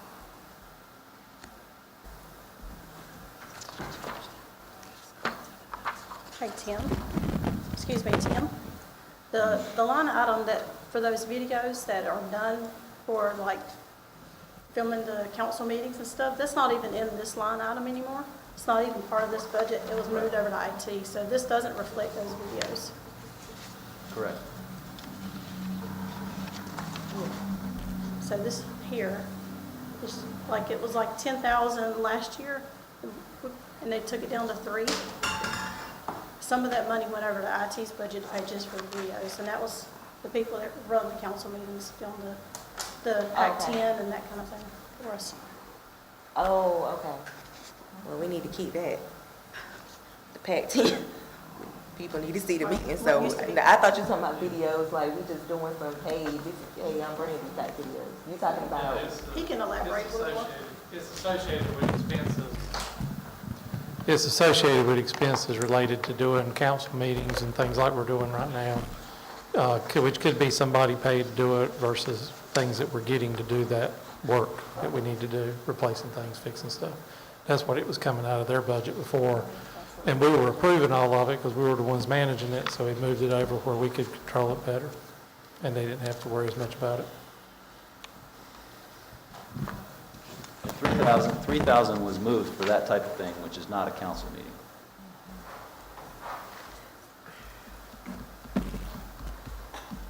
What's the not the council meeting? Now I'm confused. What's for the council? Scott, Anything that where's we're Scott saying? go? Go ahead, I'm sorry. Okay. So we're talking about videos for $3,000 that were moved into your budget because you manage those. Here's something that's, videos with the city is a little bit more complex because it is, the council stuff does come into that, and we have requested to spend money for things we needed to from what LaToya was using for videos. There's also other videos that may happen around the city where we may film something out, say on an event that we're doing as a city, or something that's happening at the, and other departments have money in their budgets for doing videos outside of what the council is. And we've adjusted that over the years where Paramount would have money to pay for stuff they have, DGDC pays for stuff they have. So most of that I would think would be coming out of things related to council and city events that are not handled by Paramount, GEC, or downtown, or any of those. And so it'd be stuff that is a small amount of money comparatively in terms of what we have to do with it. We cut it down years past because we started doing a lot of them ourselves, but we still have need for equipment and things to do that. So we have bought both out of that, paid for videos and done equipment. Yeah. Try to help clarify. So I think there are two, I think there are two sets of videos that we're talking about. Okay. And the stuff that I requested, I did request, let's see, like $3,000 for some videos for our office. I think that's a separate thing from what the videos that they are talking about. But that $3,000 for the videos that I wanted, along with, I think, the $7,000 for the community survey was cut. So, I was talking, I'm not talking about your video. I think I'm talking about LaToya's request for her videos that she's okay with cutting. yeah, and I think that $3,000 for the videos that I requested, that had already been cut, right, Tim? I thought that's what was moved to. Okay. Yeah, that's something that you guys will have to clarify. From my understanding, I thought that was, cut, but that's something that you guys will have to clarify. If it's not been cut, I'm fine with it being cut in order to apply to something better. Yeah, what I understood was moved was amount related to what I talked about earlier with the council and city events, not stuff that was promotional or things that she was talking about. I guess we'll figure it out, right?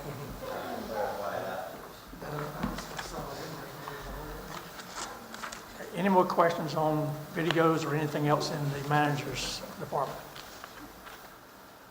Mr. Mayor, can we take about a 10-minute break? Yeah, I was going to say, we've been here now an hour and 45 minutes. Can we take about a 10-minute break? It's 7:15. This is normal, ain't it? Scott, can you and Laura come over here, please?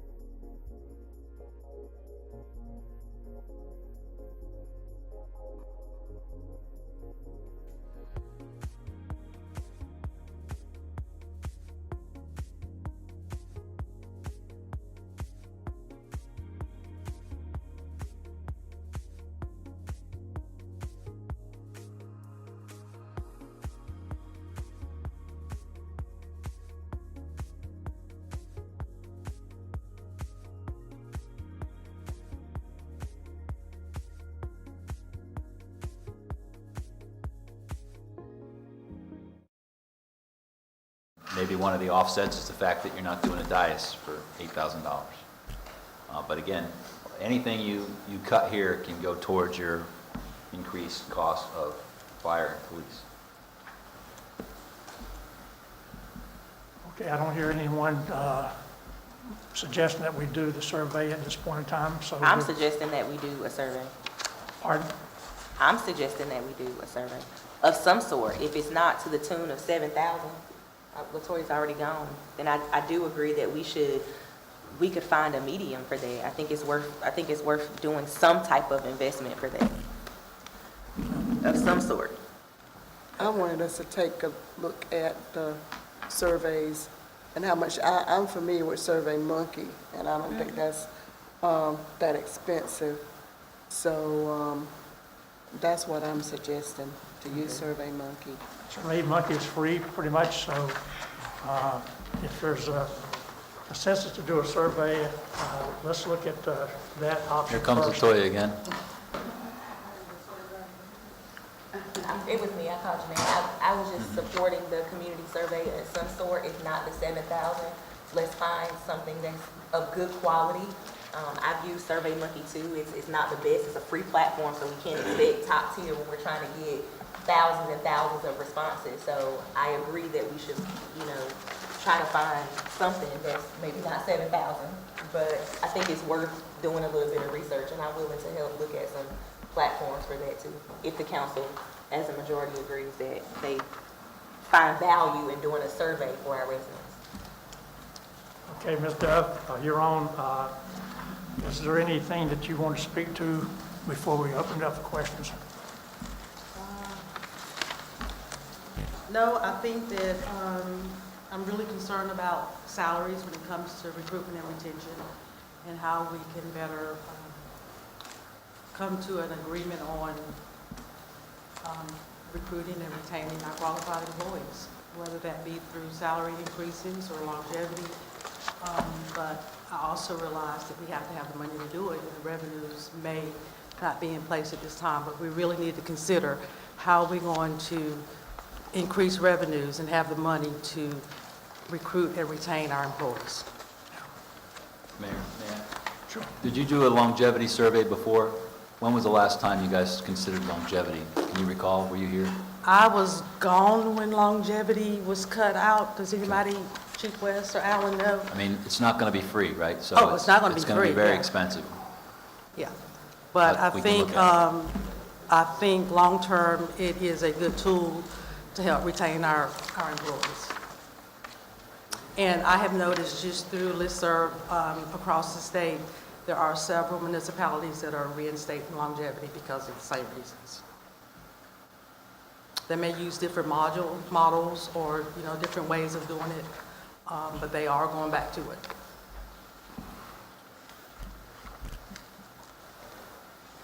That's all I have. So what we need to do is, what you're basically suggesting is that we look at some point of instituting a longevity. I think that would be a good step forward, yes. Can you, at some point, come back with us some cost on that? Oh, we can? Yeah. Okay, good. So can you do that in-house, or do you need a consultant? Is this something we need to budget for? I think with my cheerful finance director over here, we could probably come up with something. Okay. She's laughing all the way. Thank you. Okay. Let's see, when I die, just we want come to back say as a something. consultant. In reference to longevity, as a former city employee, I think I wouldn't be sitting in this seat now because I would still be working for the city if we had longevity. Because as Chief Stempien stated earlier, with the salaries, when I left in 2018, entry-level firefighter, my salary was only about $4,000 difference. And that's sad, having worked over 20 years. And an entry level, and now at 35, 36,000, and I left it making almost 40, 41,000, so maybe 5,000 difference.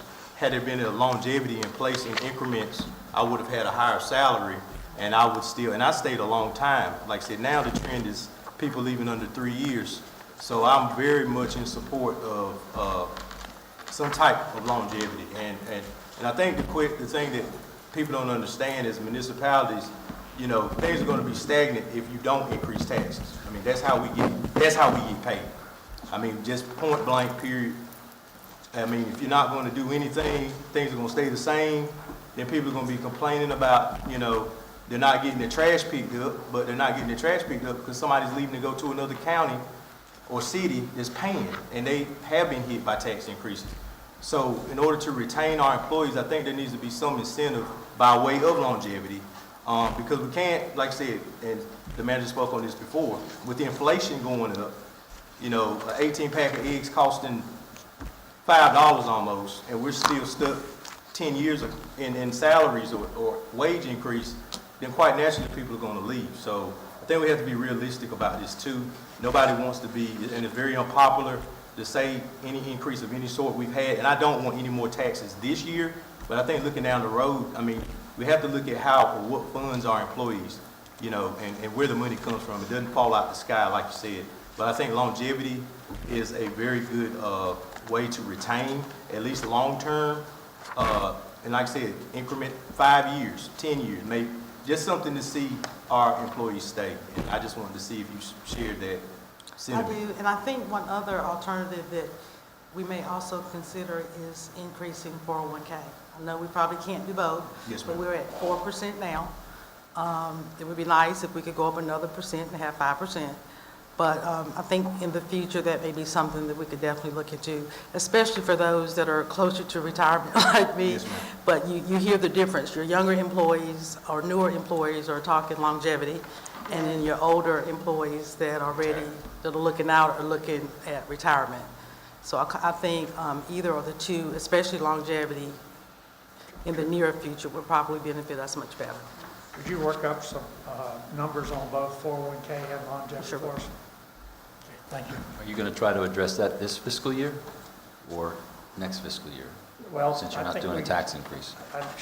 I'm not asking for them at the next meeting, but it's something down the road here that we can look at it as we get further into our fiscal year and see where we are financially. But not for this budget, right? Or do you No, want? no. Okay. It could come in at a later period, but not for this budget here. Okay, no problem. Any questions of Ms. Dove? No, I really agree with longevity. I'm a state employee of 33 years, and I enjoyed my job, but I certainly enjoyed the longevity pay. You must have been under Democrats. I'll pass on that one. I am too, sir. Anything else for Ms. Dove? Okay, thank you, Bernadette. Thank you. Community relations. Everybody here for community relations?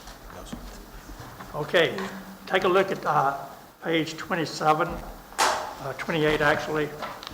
See if there's anything in there that you have any question about. I have a quick question. You guys told me for the past couple of years that the following year we would fund the summer youth program again, and again this year it's not funded. Could you repeat that? I didn't.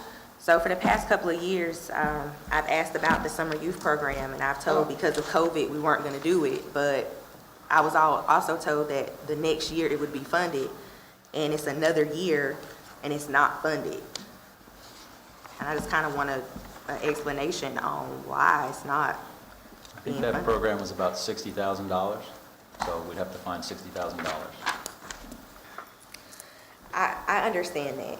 Anything we do, we got to find money to do that. But what I'm saying is we can't keep saying that we're going to fund something and then we don't. You guys have told me for 2 years that we were going to fund this program. And again, I'm looking at it and it's just not funded. I recall the last time we talked about this, and I know it was a different time in terms of COVID and now, although we're still to some degree there, we had a situation where I believe only one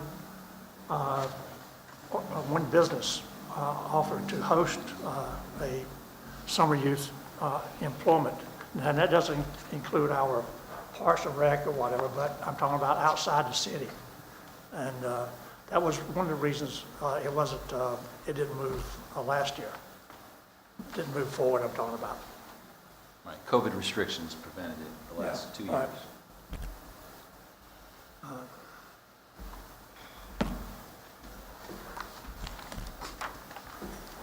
Well, in reference to that line item, I've had several students apply for summer jobs, and I think that's something that, we're saying that we're lifting restrictions on COVID, so I think that's something we need to look at, and maybe we can research between now and the next meeting, how many outside of the city, like you said, we only had one before, but see how many we have now, and look at some of those. Well, there's a whole process that would have started 3 months ago, I think, if we wanted to do this. Okay.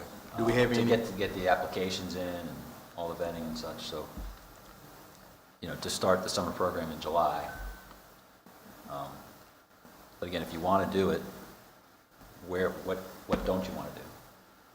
Well, it's currently too late now. It's the summer, so we can't try to fund what I'm saying is, next year, we got a whole year, which is what I said last year, y'all. We got a whole year to try to figure out how we can do this. And me personally, the return on investment for our kids being able to contribute to their households is worth the extra footwork that it would take to try to make some phone calls to see if some people would be on board. That one employer was locked in, and I think we really should have just ran with that just to keep the momentum of the program, because it's done exactly what we thought it would do, which is die. So I think, I think it's an important program, and I think we need to figure out how we can continue to fund that program. After 2-3 years of not funding it, I think we can do it. We should do it. The meals and nutritional supplies, I don't see that.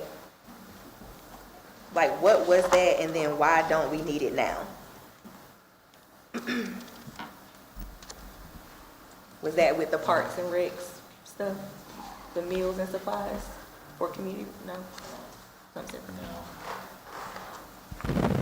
So I'm on item 2985 on page 20.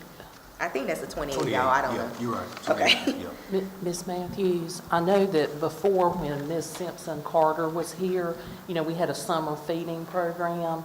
So I know that's what the council authorized that, so I know that's why we had it, and there was a previous balance. I don't know if they discontinued the program or not, but that's what it was for, summer feeding program. So it's a city program? Yes, That's ma'am. separate from your feeding that you do at the center, right? Yeah. Yes, it does. So it was for the summer feeding program overall, and specifically what Catherine brought up, thank you for reminding me.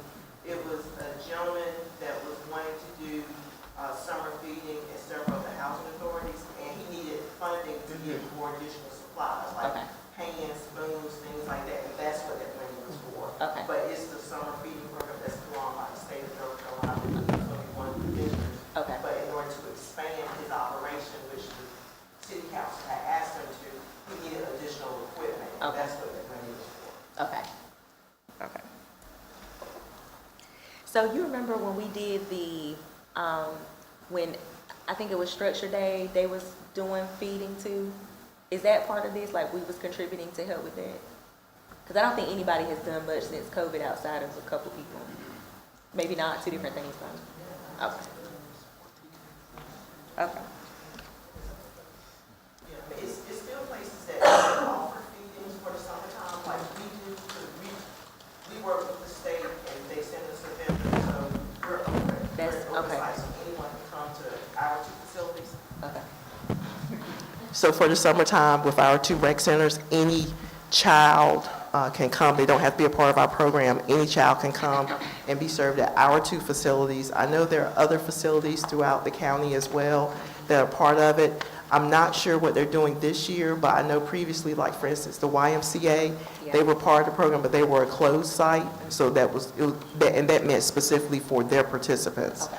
But with us, we were an open site, so as long as we had the food, we would serve anybody. Okay. Thank you.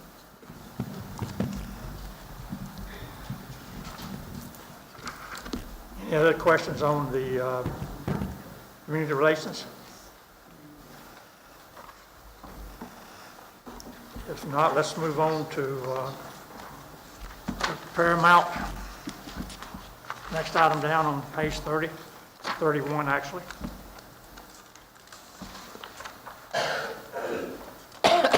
Okay, Mr. Twist is not here. Any questions?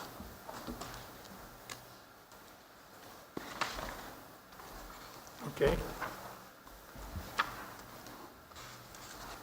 So no questions, we'll move on. We can have a salary line for just.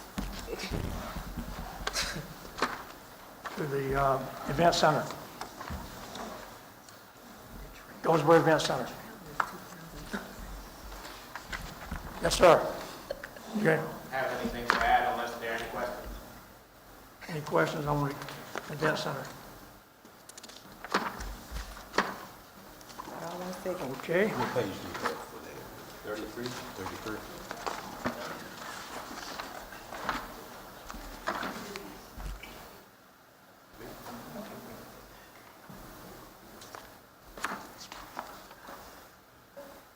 I'm still seeing the Paramount.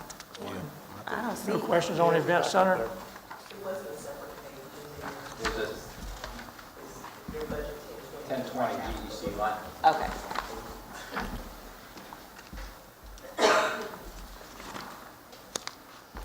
So there, start on page 32. Thank you. Okay, let's go to the inspections department. That's on page 36. 36. Mr. Anderson, anything we need to know? Don't ask for anything, just tell us. what you know. Well, you'll see that the inspection department put a pretty lean budget together, just the bare necessities, so I'm here to answer any question the council may have. Okay, anybody got any questions? I'll just ask you, I don't want to spend a lot of time on it, but are the things services that we're performing that would normally be paid for and is paid for by businesses or individuals from other cities? Say that again? So are there any services that you're performing in the inspections department that would normally be charged by a sister city that we're not charging for? Oh, okay. Yeah, I think the inspection department is, we got a pretty good fee schedule. Our fee schedule is structured pretty good, and I think we're catching everything that comes through. I think with the fire department, of course we'll be working with him to try to figure out how he's going to be able to cash in on his fees. We can most definitely help out on that in that aspect. We already got a structured system in place that we can help him out with. So I think we're pretty much on top of our game. Is our fee structure progressing as it should, again, comparative to other cities? So the City of Goldsboro Inspection Department, we actually get $15 for every permit that we issue for technology fees. And there's other jurisdictions don't have that, you know what I mean? So we're getting an extra $40,000 a year on our fees because of it, you know what I mean? And it goes in our general fund. So I think that we are, we tried to go back and benchmark our fees, but the $15 technology fee is taking over on that, you know what I mean? So I think we're on top of it, coming out the fees. I've got one question for Alan. On building demolition, are we going to budget nothing this year to take down houses that need to be demolished? So building demolition has been transferred over to the planning department now. Oh, okay. Code enforcement is handling the demolition part of it and boarding up houses as well. Okay, good. Thank you. Any other questions of Alan? Sir, you're excused. You're off the hook.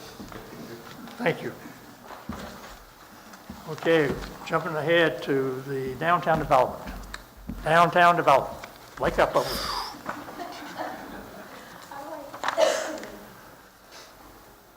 Okay, we're on page 39. Anything you want to offer to us? It's pretty consistent from last year, so I'm happy to answer any questions that you all have. I only got one, and it's item 1275, which is salaries and wages bonus. You didn't request any, but yet the manager recommended $900. And if you didn't request it, why was it given? It's the same as we discussed before, sir. When we gave the $300 bonus across the board, it was added Oh, okay. for 3 employees. All right. Just a question. Yes, sir. Aaron, Yes, ma'am. what's I think I probably ask you this every year, but 4991 on page 40, what are those projects? 4991. Downtown projects, that covers the cost of the public art downtown.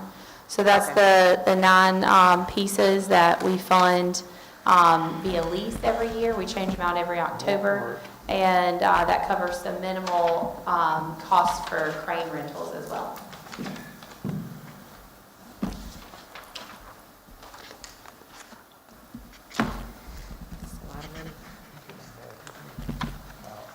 I did notice a change for you, ma'am. I was looking through my MSD budget, the second budget, the district budget today, and I saw that one line item, which is contract services, has been replicated in the general fund.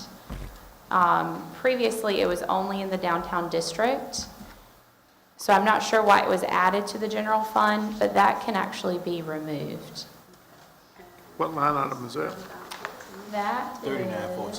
3914? Yes, ma'am. What? Page I'm missing. Is it 39? Contract services, 3914. 40. Okay, right here. Ah, it's been a long day. Okay. So that is in both budgets. It is supposed to be, it was in the district fund budget, which is 8350.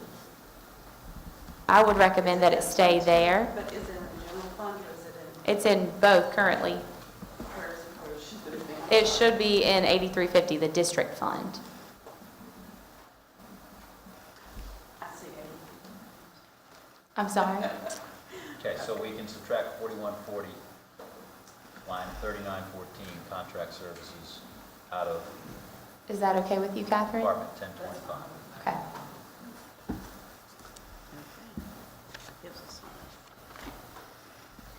Where is the other place it is? Or is that in this book? Yes, It ma'am. is, it is. So in the downtown district fund, so we have 2 budgets. We have our general fund and then our downtown district. In the downtown district, it's also 3914.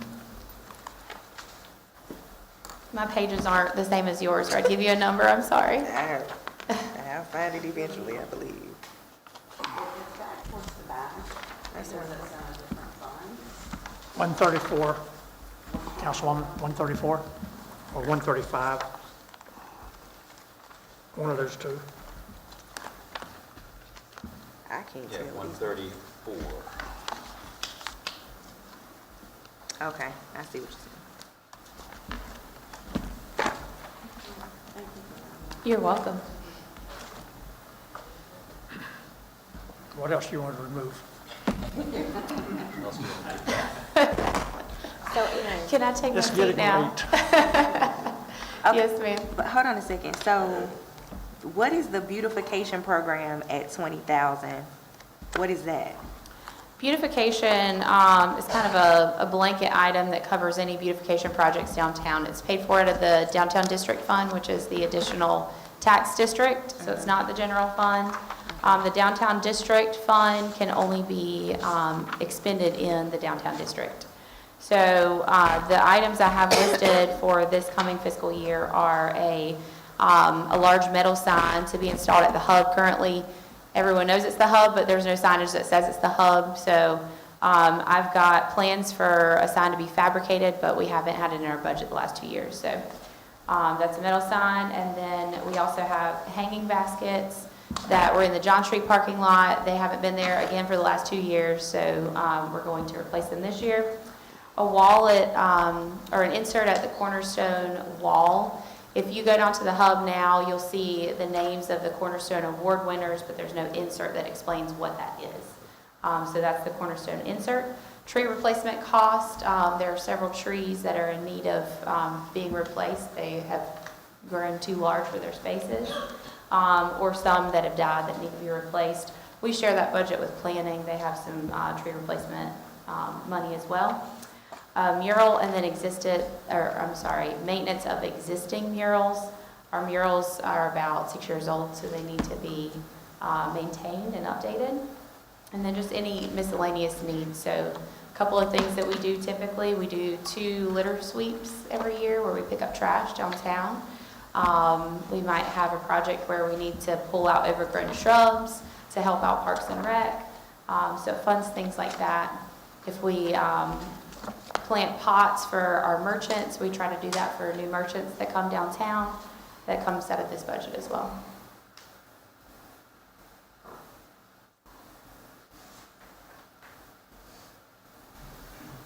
Thank you.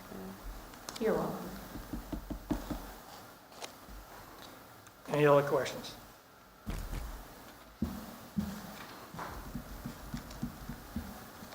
Okay. If there are no other questions on downtown development, we'll move to the next item.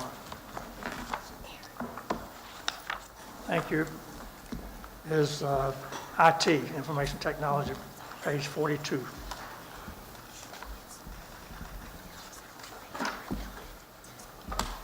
Mr. Williams, what are you cutting?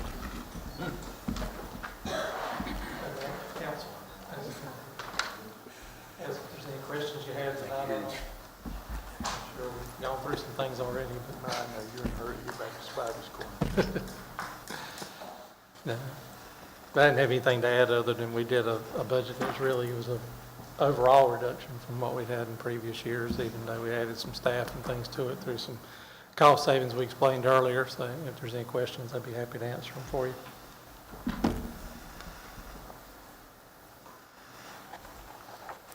Tell me, on item 3511, why building maintenance went up thousands of dollars? The building maintenance ones, we have a lot of different things that come through building maintenance. There's the exact line on it. I'm trying to remember the exact amount. 3511. Yeah, so the $18,000 is recommended. Yeah, that covers, the $18,000 covers things like, for example, this room, some of the setup things we have in the council chambers, replacing cameras and things there, changing out the projector in here and changing the screen that's up there, and things that are deteriorating that we need to replace. It's not really building maintenance. It's considered building maintenance when we're doing the repairs and replacement of equipment and things within that's attached to the facility normally. So, and what else did you say? Apology, the mobile unit relocation and Yeah, upfit. and there is a chunk in there that's 8,000. for $8,000 of, we're relocating the mobile unit that's at Fire Station 4. Right now is being moved to Public Works Complex, and that's the setup on the IT aspects and the configuration of that building to be used over there for receiving and equipment things with us, and housing some of our staff there as well at Public Works. And that's $8,000 of it. So there's a wide variety of things in it that the details show, But very little of it is actually building maintenance. well, I guess it depends on how you define it, but yeah, I mean, it's not fixing the building, but it's replacing things that are attached to the building that have some fairly good expenses to them, and updating equipment, updating hardware, things that are attached to it. As well as in that case for the one over there, it is connecting fiber to the building and things for that mobile unit, so. Still thinking it ought to be changed to a different title, but we won't spend any more time on it. Any other questions on IT? Okay, Now we're into Public Works. Thank you, Scott. Page 45. Mr. Fletcher. Yes, sir. Evening, Mayor, Council.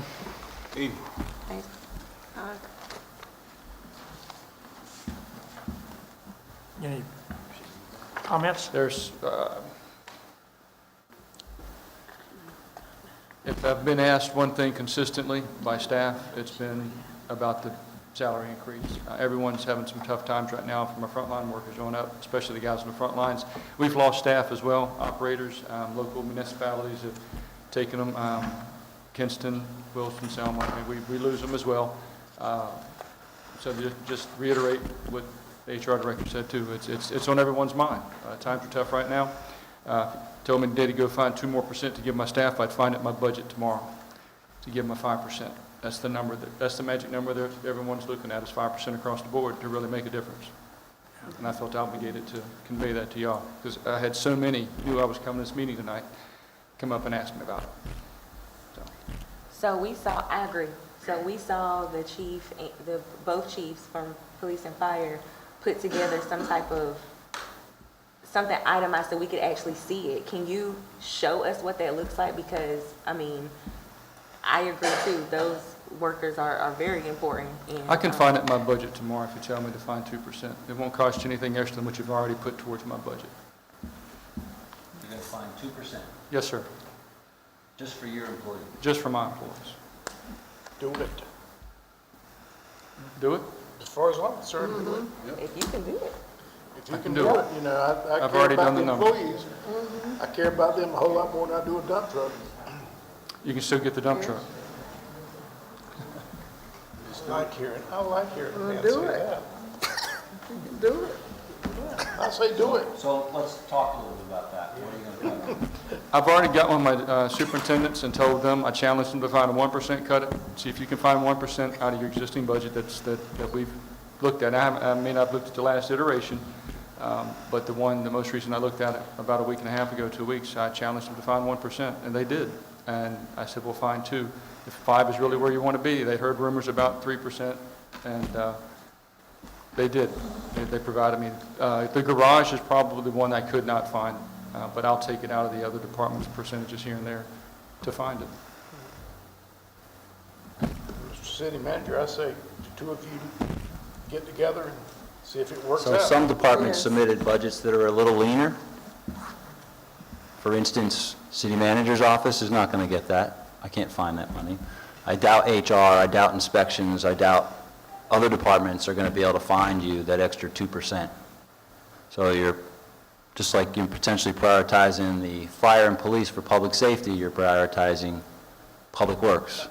I personally don't have any problems with that. So why don't we encourage all of our departments, if we can, to find it? If they can do it within their departments and they feel confident, That then would be let's perfect. challenge all of I'm challenging all of our departments. If you can find it, if you can make some cuts, then That would be let's perfect. find it. I mean, we have the department heads right here. I'm not trying to put y'all on the spot. But would you guys be open to doing that? That'll work. You've opened up a can of worms. Well, I mean, it just calls for cutting someplace else. So we're gonna, if we want to. So you're not going to train, but What did you say there? I said we would take them and cut it to something someplace else. Oh, But okay. I think for the majority of us, and I think I've been the spokesperson, for the majority of us, I think that we would take that challenge and go to see where we could cut in other line items in order to give an additional 2% to our staff. so as the subject matter experts, as you guys are, more so than anybody else, your department would not suffer in anything else tremendously to make that happen. Because we can easily combat something and say, okay, because the city manager just mentioned training. So would that go lag, or what does that look like in response? Or are we just saying, if you guys can find it and we can still meet and check all of our boxes, then let's then let's try to do that. Or y'all pass it right now. I've got one concern. Well, I would say yes, it will, something will suffer. I mean, training will suffer or whatever will suffer, you know, but there again, you know, the employees will suffer. So, I mean, you know, you have to do something to stop them leaving, if you will, you know what I mean? By one hand and that. You know, and looking back and from what I said a while ago when he said the 2% increase in salary, that's ongoing. If we cut something from your budget this year, that means it's going to be needed next year. You know, if you can find 2%, and if you can, all well and good, but we may consider doing a 3% across the board pay increase and a 2% one-time bonus this year to make sure that it's not a recurring expense if next year we can't afford it. I mean, that's a concern of mine, is every time we do a salary increase, it's not only this year, it's forever. And, you know, maybe do a salary increase and a bonus instead of a salary increase. I think it would not cost us as much, and it would give us more control in the future. Well, Rick, I just think it's excellent that you got your staff to find 2%. Well, they didn't put forward these requirements because they weren't needed, so. I asked them to prioritize. I mean, I don't know how y'all feel about it, but I think a 2% more salary increase is putting ourselves, shaving ourselves really thin in the future. I think we need to do it, you know, with a 3 and 2, and I think that way we can look at it next year and see what we can do next year. I don't know how nobody else is saying anything, so. I'm processing Rick, what you said. Rick, your department is heavily mechanical, and you've got several pieces of equipment that's inoperable now. Some of them because you can't get the parts for, I understand that, but it's a reoccurring thing to keep your stock rolling. And so when you... Equipment wasn't cut. Pardon? The equipment wasn't part of the 2% scenario. So we need the equipment. Solid waste in particular, that's where the equipment's been asked for this year. I've put together over the last 2 years a separate presentation just for solid waste equipment. And last year the city invested $750,000 roughly in solid waste equipment, and it brought our numbers down a little bit as far as the age of our equipment, but we still have roughly, paperwork got a little messed up here.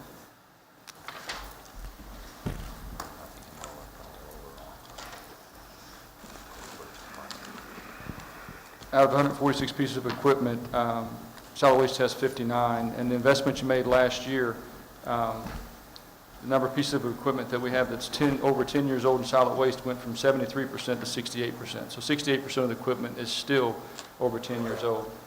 For any equipment that's 15 years old or older, it went from 56% down to 51%. So we still have over 50% of the equipment in solid waste over 15 years old. And for equipment that's over 20 years old, the $750,000 investment you made last year dropped it from 39% to 32%. We still have 32% of the equipment that's over 20 years old. So that money has to be invested this year to keep them mobile and give them the ability to pick up the refuse and recycle and leaf and limb and stuff that we see. We're already seeing it with the leaf and limb. They're a week behind again. We have 2 out of 5 pieces of equipment operational. Today I have 2 down for rebuild kits. The kits came in, one's being rebuilt and hopefully will be up in the next week or 2. It's just a recurring thing. Yes, sir, you're right, Mayor. Equipment is an issue. Fortunately, the proposal was to increase the fees by 12.5% this year, and that's going to generate $500,000 a year, I think, just for solid, well, it goes to the general fund. It's unfortunate. I wish it would be invested directly into solid waste, but there's another $500,000 that's going to be brought into the coffers this year to help offset some of the costs for the equipment. And gas. Oh, the gas is killing us this year. I don't even have to talk about that. It's going to more than double. That's where all of our money's going right there this year. So Rick, have you rolled up for your department what 2% is? The numbers are on my desk. I didn't bring them.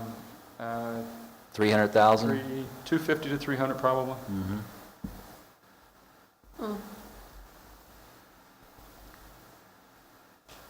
The numbers, we can do it. I feel confident I can do it. Without sacrificing the mission, what we have to get done in the city. It'll take some out of training and things like that, but we can make it happen. It's just a priority. I've been asked so many times, I felt obligated to at least bring it up.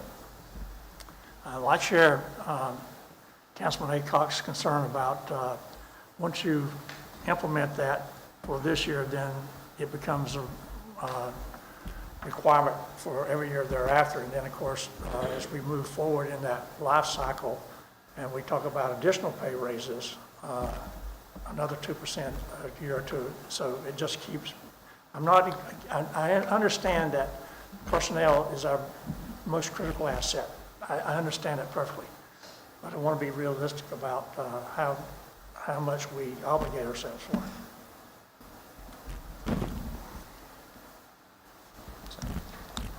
I'll let the council decide what you want to do. Well, I know in talking in the last month or so with Councilman Broadway, we had put in our minds we'd like to have 4 to 5% added to our employee salary. I mean, they were really loyal during the last flood and all that, and getting things done, and it went well beyond what was asked of them. And during COVID, you know, they have subjected themselves to dangers that the average person would not have. And I can go along with the 3% across the board, but you know, if we can cut the budgets by 2% and give them a 2% bonus, I personally think we owe it to them. That's my own personal opinion here again. So there's already I know what opinions are like. Depending on what your salary is, there's close to 1% or 0.5% in the bonus at $300, and then you've got a merit of 1%. So when you're talking COLA alone from 3 to 5%. You can 3% COLA, 2% merit. They really don't care how you slice it or dice it. So on top of the 4% and the bonus, you're going to find 2% to make it 6%. At least 5. I mean, if you just do the 5% right at the new fiscal year versus waiting 6 months to do the 1% merit, just take the 2% I'm going to give and the 1% that you're going to give for merit in January. I mean, that can be rolled over elsewhere, from my point. They're not going to turn down 6% if you want to do that. Don't get greedy.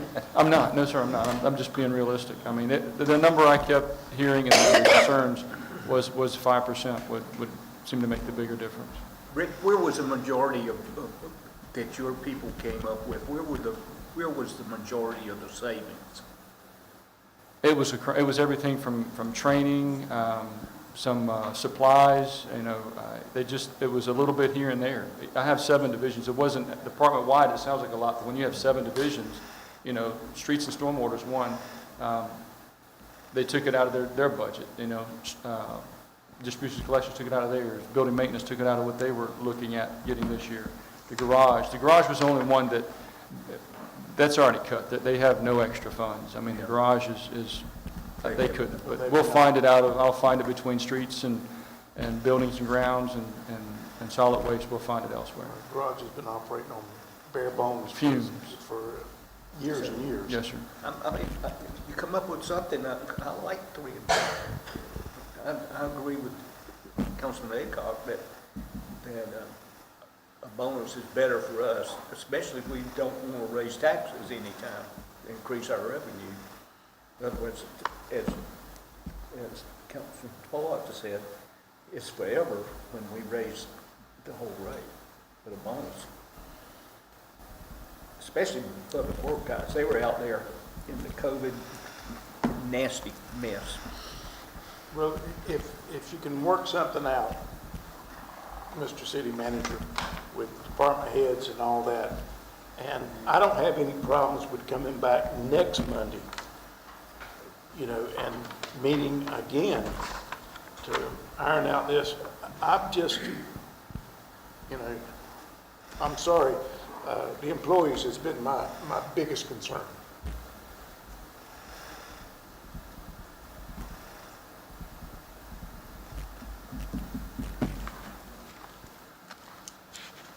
Well, I agree, if we could come back, not next Monday because that's Memorial, but the next Monday, Tuesday. bring us something back,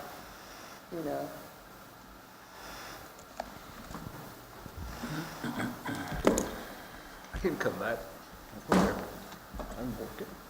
I can come back anytime.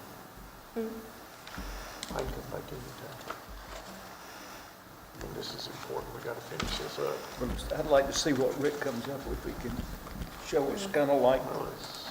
Is this just for Rick, or is this for all the departments? Across the board, evidently. The department had said they basically confined to 2%. So, maybe one or two areas can't, but Looks like Bobby has something to say. This is going to be against my better judgment. Welcome to the party. I appreciate the discussion tonight from council because I think all the department heads and city manager and staff have been trying to find a way to make our most important asset, which is our employees, a viable resource and to keep them in place. Because when they walk out the door, we're spending more time and money and paying the new people more money than we were paying them, right? So that's a problem that we've got to figure out how to resolve. Our long-term investment is absolutely the people that are doing the work every day out in the field for us. Agreed. And we've got to figure out a way to do that. In my short time as department head, I've heard it over and over again. We're going to continue to hear it. We can continue to need to find solutions to it. It's not going to be easy, and I do not at all envy you all for making the hard decisions that you're going to have to be making during this budget stuff. One thing that has been offered from an engineering standpoint, from a holistic, a global perspective, if you will, is that if council is willing to forego resurfacing for a year, that's $500,000. That's your 2% for the entire city staff, right there. Now that comes at a cost, because if it's a one-shot deal, then that's fine. We can make it work. But if we're trying to continue to make it look forward for the future budget years, that's a harder decision that we have to figure out. Do we have debt service coming off? Do we have other projects that are going to allow for that future growth? Maybe so. But again, that's a decision that you are going to have to make. But if we are looking for a one-shot deal to add 2% to our folks to keep them here, or to make them happy, or to help pay for gas, or that I just spent $98 to fill up my tank, right? I, from an engineering standpoint, just like our other department heads, are willing to give up and figure out ways to make it work. From an engineering standpoint, the easiest one for me to do is resurfacing. That's $500,000 for everybody in the city to spread across. Again, it comes at a cost. Do we want to forego Carolina Street? You brought up Carolina Street, and you're absolutely right. We have waited on Carolina Street because we have had sanitary sewer projects that have cut it all to pieces, and we didn't want to resurface it and then have that project come in and beat it all to death. So we held off and tried to be more strategic about it so that we could have a nice finished product at the end of the day and not have more utility cuts after the fact. So that's why, just as an example, why Carolina Street has been held off until now. But that is in the next one, depending on what we decide for a resurfacing project. Okay. Thank you. Thank you, Bobby. Good input, thank you. And again, if you do that, for $500,000 for 2% across the city, now you can't make the chief's plan happen. Chief won't get. now you got to come up with 2% more. So at some point, you got to raise the tax, or you We've got to already do something. obligated that money to the fire department or the police department, whichever one, or both. Just depends on how much you want to do.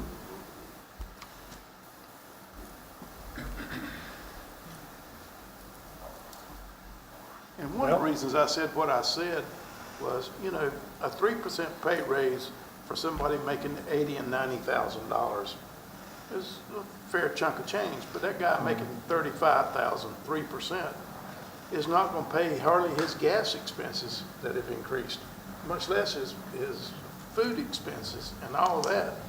And that's the ones we really have to be concerned with. They're the ones who are having a tough time making a dollar stretch.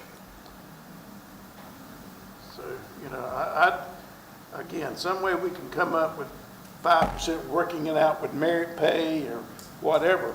You know, if we can come up, so this year, they can get 5%. However, through merit pay, through pay increase, through a one-time bonus. Let's see what we can come up with to give them the word equal 5%. Do you agree with that? Yes, sir. Okay, so you're talking 5% total. So you already have 3% COLA, 1% cost of living, and a bonus that for some is almost 1%, for others, less than half. Well, let's see if we can come up with at least 5. And if you can come up with at least 5, then let's see if we can't do it.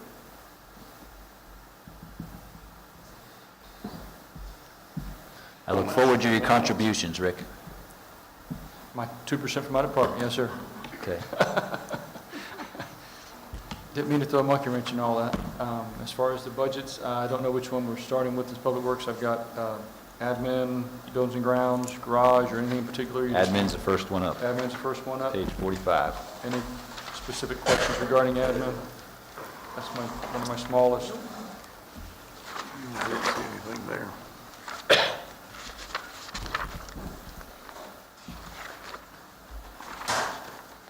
Nothing with admin? Okay. Next one I have, I believe, is garage.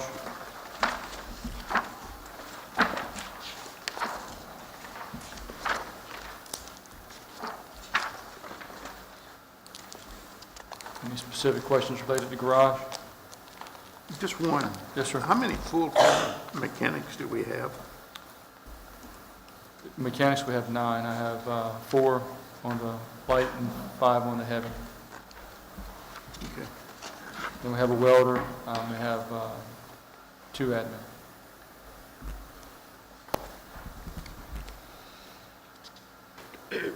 Any other questions for garage?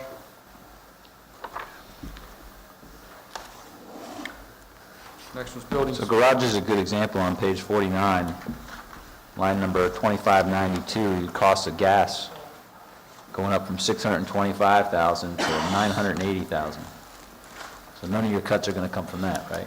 No, sir. Well, that's separate now. I think she set up a separate line item for the fuel. You pulled that back into the budget. We double budgeted that. Mm-hmm. No, I'm not cutting anything from fuel. Fuel line items are not going to be cut. Okay.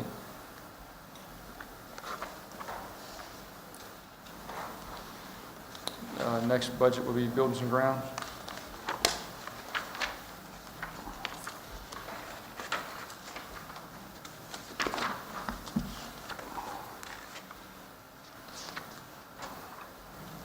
Anything specific to buildings and grounds?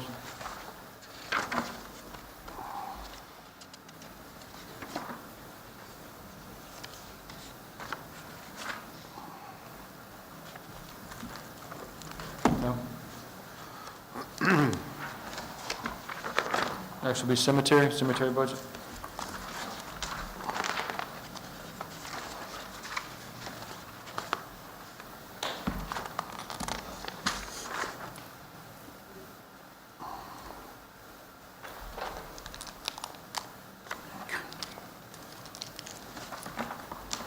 No questions for cemetery?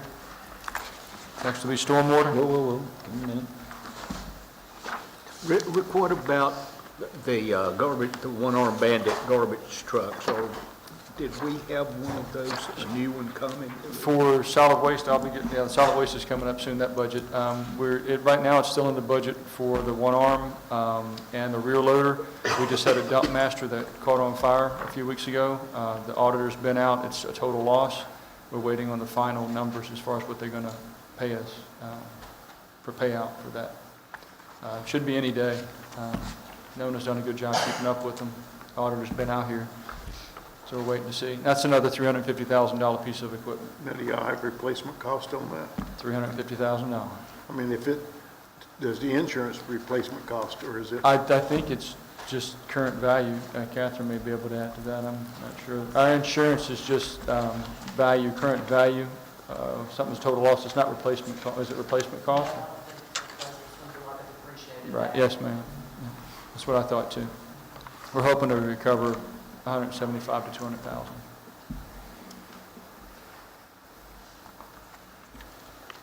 But we are right now, it's still in the books for the one arm. I'm hoping to be able to keep the two refuse pieces of equipment on the books and still try to find a replacement for the dump master. Okay.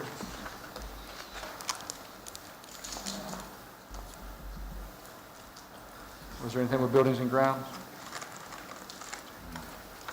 I'm sorry, I went to cemetery, sorry. Backtracked too far.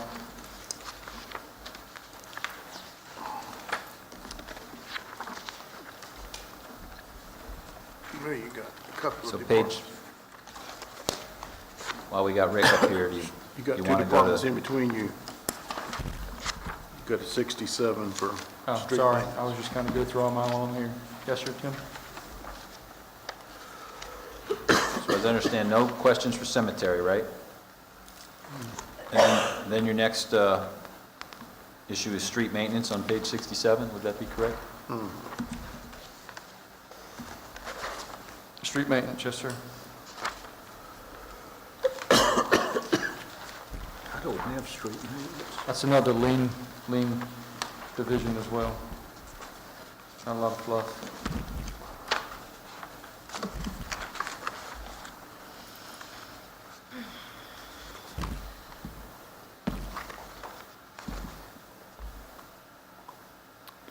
Questions with streets?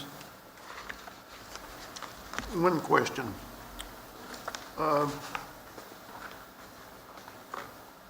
The railroad's signal maintenance, why do we pay for that rather than the railroads? Railroad signal I maintenance. think we're looking at the, Am I looking at the wrong page? you're looking I'm at 70. page, 70, which would be under engineering department. Not quite Oh, there. that's engineering. All right. Around 68. Yeah. I was, Streets would be account 4134. yeah, I was looking, I won't look paying what department it was, so. Bobby's got to explain that one. He's on deck. Yeah. Anything else with streets? Next will be stormwater fund. What page? I got your solid waste on page 73. Yeah. Did I skip solid waste? No, that's, well, in my book it's after. We can go to solid waste if you like. I'll come back to stormwater. Is that what you want to do? Yes.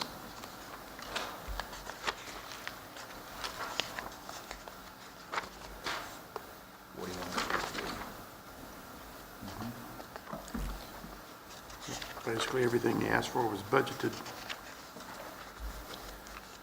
For capital? Yes, sir. I think we only took out, So you've got the rear loader is for 200,000, and the trash truck, one arm, is for 350,000. You've also got a leaf vacuum loader for 170,000. took out the dump truck. The dump truck was removed.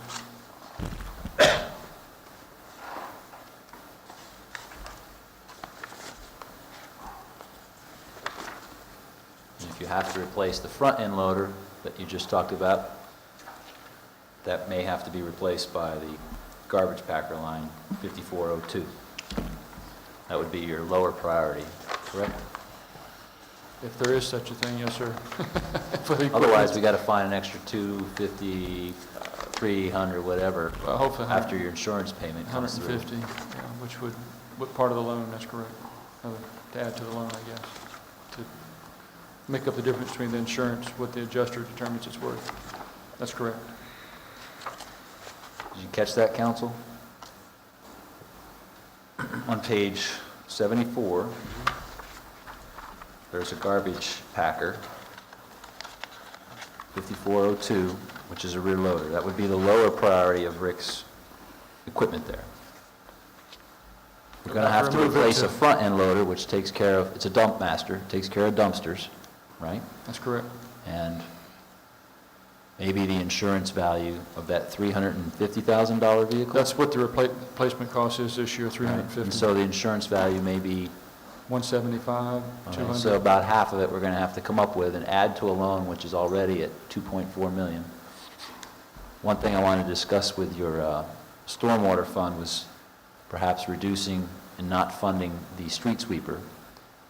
So For the year, for this next year. maybe that's a lower priority because you already have 2 plus a 2004 backup, so to speak, which is rarely operable. This last 10 months, it hasn't been able to be fixed, so. But we have two operators. And then with the current loan we took out to get the system mapped and assessed, that was a decision we made consciously, that if we have to put off the sweeper another year, it was well worth the investment in getting the system mapped.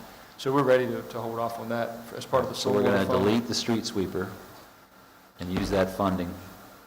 Well, that's It's not- stormwater fund, it's not general fund. Well, it's actually, we're not pulling out of stormwater, right? If it's part of the loan, it's a general fund loan. Stormwater, Okay. yes, sir. So, and if we have to lose the rear loader, I think that the higher priority between the rear loader and the dump master will be the dump master, because we have that business we have to maintain. We would probably forego the rear loader. We're probably going to have to. That's already been decided, I think. I'm a little concerned about increasing the loan for equipment. Right. That's understandable. You know, I'm concerned about when we start talking about not purchasing a piece of equipment or not replacing a piece of equipment, when we're also looking at probably adding 1,500 plus residential units into the city in the next 12, 24 months. That's going to add an additional burden on these needs for these equipments. The what? I'm sorry. Those additional building residential units that require servicing by pieces of equipment that we're talking about eliminating or not replacing or whatever, like street sweepers and so forth. I'm concerned about that. We're depleting the services that we're going to be able to provide based on expanding need for those. Right. We have 2 operational sweepers. I agree the third is needed to have a dependable backup in place and 2 primary operators. I have 2 operators full-time that operate. I'm not the just sweeper. talking about street sweepers, I'm talking And about the- garbage trucks, the whole bit. And we're we're adding the one arm to our current inventory, so it'll go from 4 to 5. It's not a replacement this year. The next year, we'll start phasing them out and actually replacing them. So we'll have 5. We'll have the 4 operational and then the 1 backup.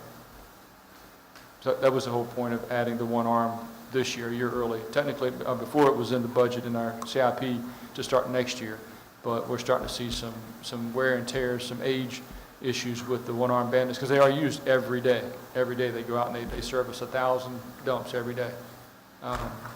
So we saw that, so that's why we added it to this year's budget, to go ahead and move forward a year early and just have a new one added to the inventory, then start replacing them next year to try to keep up with future demand and stuff. Right now, operators, I only have 2 operators anyway. I'm pulling from another department to try to fill the operator position, so that's... And let me not forget the fact that with expanded growth, that requires additional equipment. There also requires additional personnel that you don't have now, that you have to fund. Potentially. So I'm very concerned about when we start talking about let's cut out this and that and find monies to, I'm not taking away, please understand, I'm not taking away the argument to provide suitable salaries for our employees. I just don't want to decrease the level of services that we provide to our citizens. Yeah, the money wasn't taken out of equipment or anything like that. It's mainly out of some of the supplies and some training that the guys had scheduled to go for training, that was a little, 500 here, 1,000 there. So it was done with considerable thought. Okay. So do you want to increase the loan amount for this additional, not additional, we're replacing a front-end loader for dumps? Yes, sir, the dump Dumpsters. master that was destroyed in the fire. Well, whenever we increase the loan amount, we increase our loan balance And that payment? we have to pay, budget to make that payments. That's why I suggested we replace the garbage packer rear end loader with the front end loader and keep the one-arm bandit. Right. There's a $200,000 additional $200,000 going to run you about $50,000 a year. So that's an extra $50,000 you have to come up with. I understand that.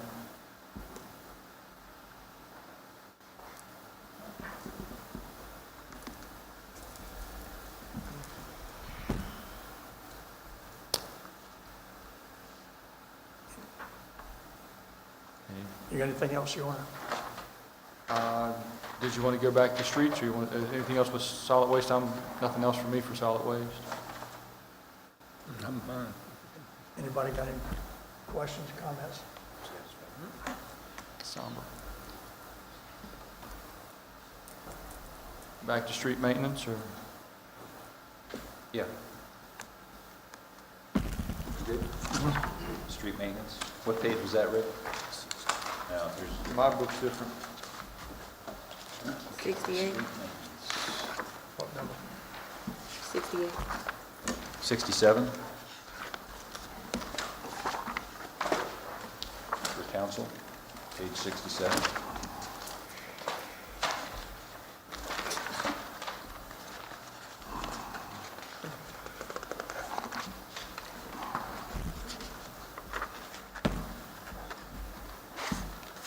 That's streets and storms.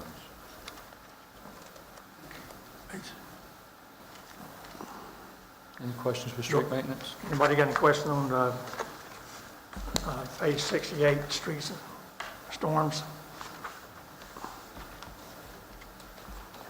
Okay.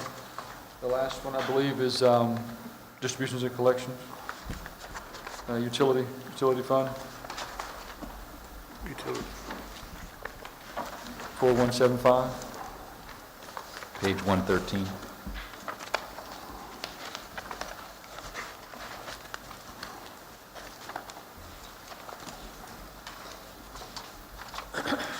And they do have a new jet vac and a request for capital for them.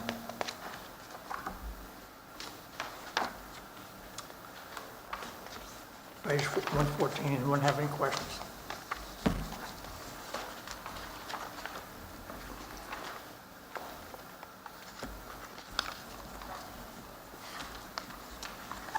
Got any comments?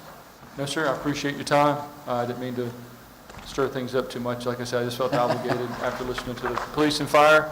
My staffer asked me the same things every day, and today it pulled me aside quite a bit with their concerns, and I just felt I needed to at least voice them. I think it was worth it. I may not have a job tomorrow, but it was worth it. Thank you for Or doing any that. friends. Thank you. Or any friends, so thank you for your time. Thank you. Thank you for doing it. Thank you, Rick. Okay. Ms. Gwynn's got my question.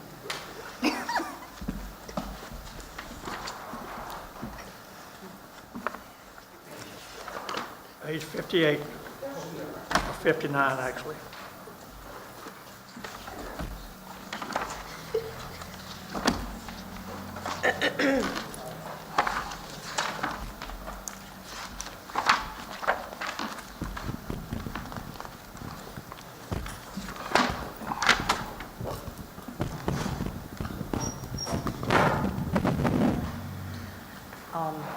I don't have anything particular to add on the finance department. The largest increase in ours had to do with the changeover from the permanent part-time that I requested, that the council granted, I think it was in September of 2021, and we went to full-time. So that part, as well as the 3% increase that was the 3% and the 1% merit, is the biggest increase in our budget. So, but I'd be glad to take any questions if you have any. The only question I got is, has nothing to do with the budget and the way it does. Where are we at now on our audit? So what my time has been taken in the past 2 months is I've worked on ARPA. I've worked on the coronavirus fund, trying to finish that up. And I have also been working on the Office of State Auditor's performance audit. So I have been steadily trying to work on the 21 audit, and what we're trying to plan on right now is to have field work in July. I'm attempting to do the single audit portion in June. And, you know, the Office of State Auditor, that performance audit, hopefully will be done at the end of September. So we would like to have drafts of the financial statements in September to review, and then hopefully issue either end of September or beginning of October is what the plan is. So. The reason I ask that, that's what everybody asks me about. Sure. Because that's what the newspaper always has in it. Sure. Yeah, and it should, you know, since we've been through really 2 very difficult years, you know, 19 and 20, 21, we've got a pretty good base. I think we've got good work papers, so I anticipate it being a shorter process than it's been for the past 2 audits. Thank you. Yes, sir. Any more questions of finance? I don't get it. Okay, let's move on to planning. Mr. Talcon, are you on the phone or any place? Nope. Anybody? We're at page 64. Have any questions?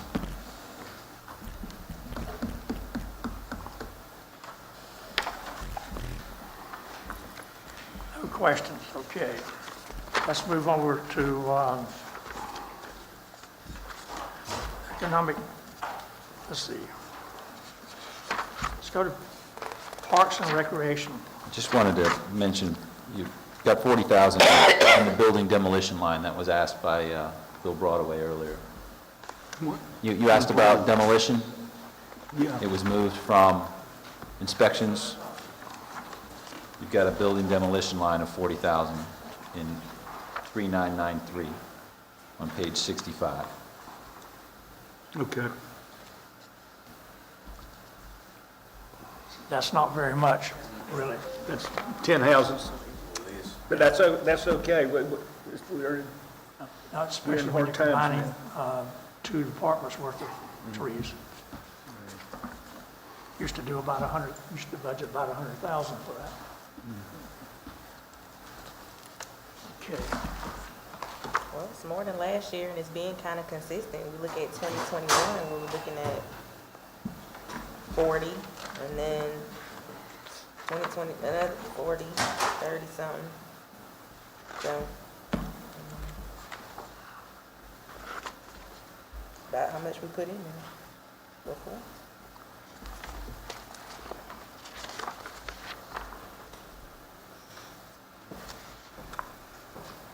wish we could legally be more aggressive on demolition of these bad homes and make the owners pay for it instead of us. So,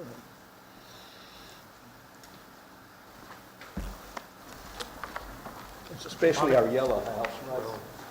Yes, yes. Our yellow house. So, It's local memorial. Okay, we're on page 77, engineering. Anything you want to pass on to us? I'll start out with part of our increase, if you notice, from one year to the next to this current fiscal year is we have a GIS manager position that came over from the planning department, so that salary, benefits, all the consultant fees and associated conferences, et cetera, were moved over from planning to the engineering department. So that's really the majority of the increase in our personal, or our fiscal budget. I did want to speak to Councilwoman Jones's concern about Carolina Street, which I kind of mentioned before. So that was just why we have kind of delayed resurfacing that until we could get all the underground utility work done and not have to go back and cut up new asphalt. So, but it is on our list to be redone. It is in very bad shape. Thank you. Yes, ma'am. Fees, we kind of talked about that a little bit tonight in various departments. Engineering department is looking at assessing our current fees, whether it be tap fees, assessments, stormwater control measure fees, anything like that a service that we provide as a department. We're looking to update those. Many of those haven't been increased in decades in some respects. So that's something we're trying to take a closer look at. It's not going to be a huge revenue stream, but at least we're trying to recapture some of our efforts and labor from the engineering standpoint. And really won't talk again about staff raises or anything like that. You all have a clear picture about what that entails and probably my position on it. But I'm obviously here to answer any questions or help you understand anything as best I can. Mr. Aycock, I think you did. I asked about railroad crossing. Railroad crossing, yes. So we are obligated to pay NC Railroad and some of those other for the crossings throughout the city. So even though the crossings are theirs, there is an agreement throughout the state that municipalities have to pay a portion of the fees for gates, preventative maintenance, anything like that. So that's our portion of that. So we had, the manager and I were down at Public Works a couple of weeks ago, and we had a very interesting conversation with Don about fees and so forth. And really opened my eyes to what we're not charging adequate fees for or not charging at all. And I'm glad you're looking at that. I hope you'll come back to us with some information that we can look at. Yes, sir. And that's something that our staff has worked with Don and some of the other public works folks with. We are losing money every time we put in a tap, water or sanitary sewer tap. And we need to correct that. I mean, we're not trying to make money off of it, but we don't need to be, as a city, be losing money when we provide that service to our citizens. We don't need to be losing it from a monetary standpoint. We don't need to be losing it from a labor standpoint. About lost a flag there. So that's something we're going to come to you very soon with a whole host of other fees that we need to have updated. Okay, good. I'm not trying to nickel and dime our public to death or our businesses, but that's right. There's some things there that we are way behind on charging current fees for, or not charging at all, that our sister city is charged for. That's absolutely and correct. Is expected primarily by it is. people that do business. That's right. We've dealt with developers who are kind of surprised at some of the fees they do not have to pay here. So we're trying to rectify that. Again, we're not trying to provide an exorbitant revenue stream for the city, but we need to capture our time back and not lose money on the services we're providing. Bobby, some of what you're referencing is that impact fees for developments. I'm sorry, Mr. Gaylor, could you repeat that? Sure, I'll try. Some of what you're referring to, is that just standard impact fees for different developers? We are, as a staff, trying to look at impact fees, along with our planning department, has the current lead on that, but that is something that we as a city need to take a very hard look at. We are becoming, and this is my personal opinion, we are becoming a pretty centralized hub for development. If you take a look around what's being built now, there is a floodgate waiting to come from Wake County, from Johnston County, and we're the next stop on the line. And we are very It's also going to come from the east as GTP continues to expand. You're going to see more stuff on the eastern side of the city that a year ago I would not have believed was going to happen. Yeah, absolutely. It is, the east is also going to be represented. I mentioned the west just because we've had some interest on some vacant farmland on the west side, very sizable tracts of land. These could, if we could get our utilities in place on the west side of town, out 70, across from Walmart, kind of towards the Rosewood area, Again, my personal opinion is we're going to open, it's going to be the first domino. Once we can get our infrastructure in place, more developers are going to be willing to tap into that and not have to spend the money that they would normally have to spend to run a water line or a sanitary sewer line for 3 miles. That's not economically viable for them, right? But if we can find a mechanism to get that in place, then that is only going to provide, that's going to set up the city of Goldsboro for our future endeavors and for future growth. So, Mr. Gaylor, yes, to dovetail on what you're saying, providing those impact fees or getting those impact fees from developers and helping them pay their costs from a traffic standpoint, from a utility standpoint, is only going to set us up better so that we, the city, and city staff are not shouldering the burden for all of these developments. Thank you, Bob. Sorry, not trying to get preachy. I'm just No, very I passionate. appreciate it. Bobby, in order to do these developmental impact fees, we have to have a consultant do that. It's not something we can develop on our own, correct? That's what I've... Maybe. You know, I'm kind of a don't tell me I can't do something type of guy. So, and that leads me down a road of biting off more than I can chew sometimes. We may need to get somebody involved in it, but I think staff has a responsibility of looking at what other cities are doing and at least trying to mimic that and see how it applies to us. And if we need help beyond that, then let's do it. But I'm a person who doesn't like to let that money walk out the door when we can provide it in-house or stick it in the ground for our own utilities. So if we needed to use a consultant, you'd pull that out of your consultant line? We can't. You know, it's a zero-sum game, right? So Right. whatever we spend it on, we're not going to be able to spend it on other design or consultant fees. But absolutely, Okay. if that's a direction we need to move in, absolutely. Any other question of engineer? Bobby, this is very small and inconsequential, but I'm curious. Your line 2203, employee Christmas party, how did your department get that one? How did we come up with that number? No, how did y'all get a funded employee Christmas party? Is that one that? It's, all of them are at $17 per employee. Okay, Councilmember. thank you. Yep.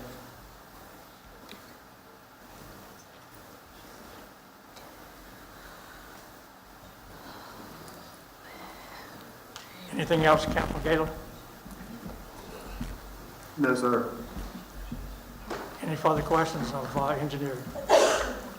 I think, Thank you. I think what Councilmember Gaylor may be pointing out was it's been employee appreciation, maybe other departments, so we'll make sure that's consistent. Visually, it was odd that one department would have a funded employee Christmas party, but if it's just labeled incorrectly, that's. Thank you. Thank you for pointing that out. Yeah, I think that's standard. I hope it is.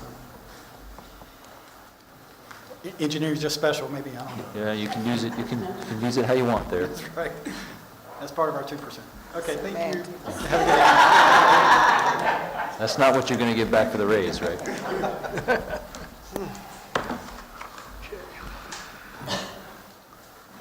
We'll skip to Felicia, Ms. Brown, Parks and Recreation.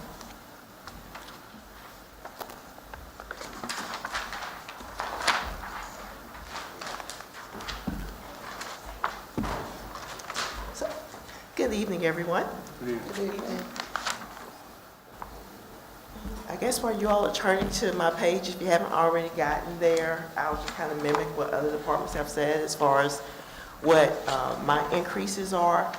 For me, basically, other than the COLA that was put into the budget, is some capital line items that was added to our budget for this upcoming fiscal year. We did not have any capital items for this current fiscal year that we're in. And so for this upcoming fiscal year, some of the capital items that we are requesting is another zero-turn mower to replace one of our mowers because they are getting up there in age. And then also for outdoor pool repair. This is specifically for Men Will Pool. Some of you may or may not be aware, but it has water in it now. It did not have water in it last week.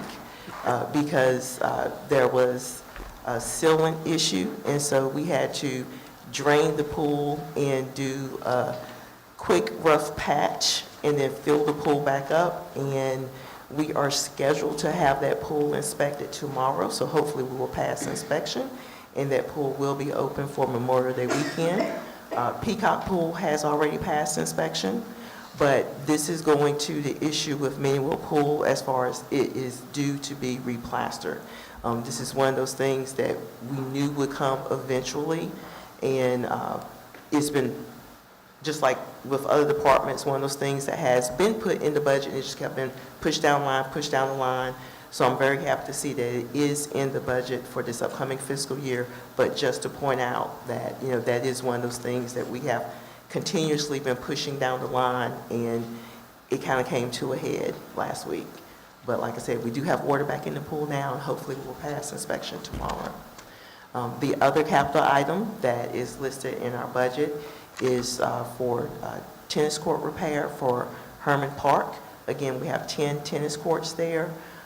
We had the tennis courts, we had some work done on them, if I remember correctly, 2012, 2013.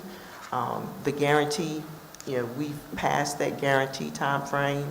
Originally, we were looking at trying to do more repair work to those tennis courts, but again, like with everything else, the cost of materials and equipment has gone up. We have been lucky enough, fortunate enough to come across a company that does deal with tennis court repair. They've been in business, it's just that they are just now expanding their operations eastward, because they've been mainly doing things in the Triangle area, so they really didn't come eastward, but they're now starting to come eastward. So if you look in our capital line item, you'll see what we were requesting and what's being recommended. We're okay with what's being recommended, because what this company literally is going to be doing is trying to fill and seal the cracks at the tennis courts at Herman Park. But again, that's a temporary fix, what you call a Band-Aid, but it will give us at least 4 to 5 more years out of those tennis courts. And I'll Who are going to entertain any repaint questions. them?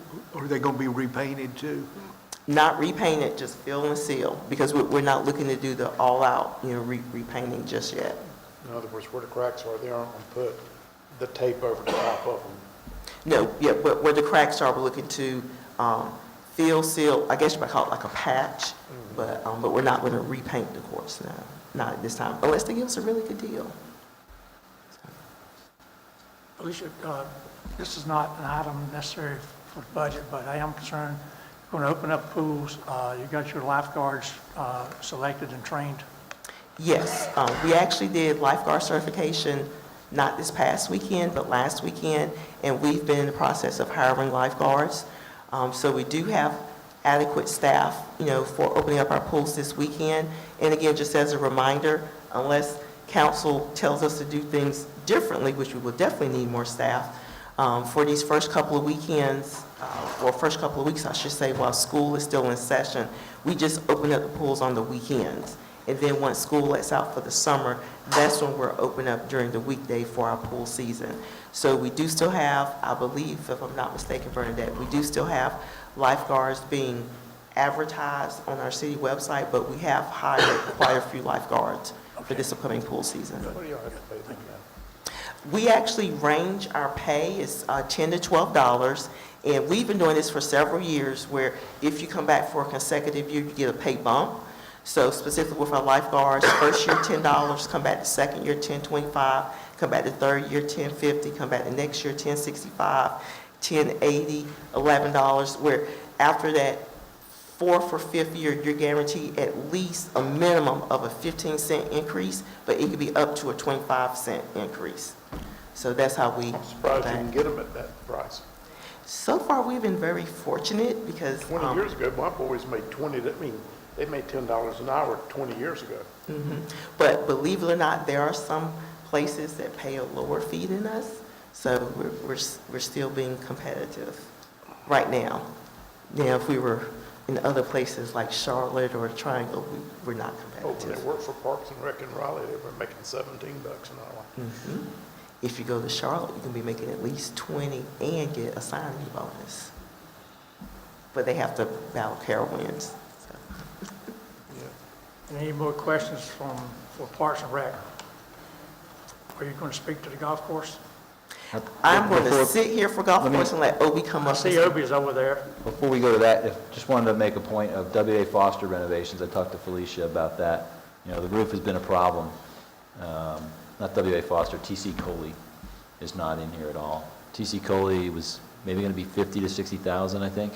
At least. So the last time we had a quote done for the roof at T.C. Coley was back in March of last year. So that's March 2021.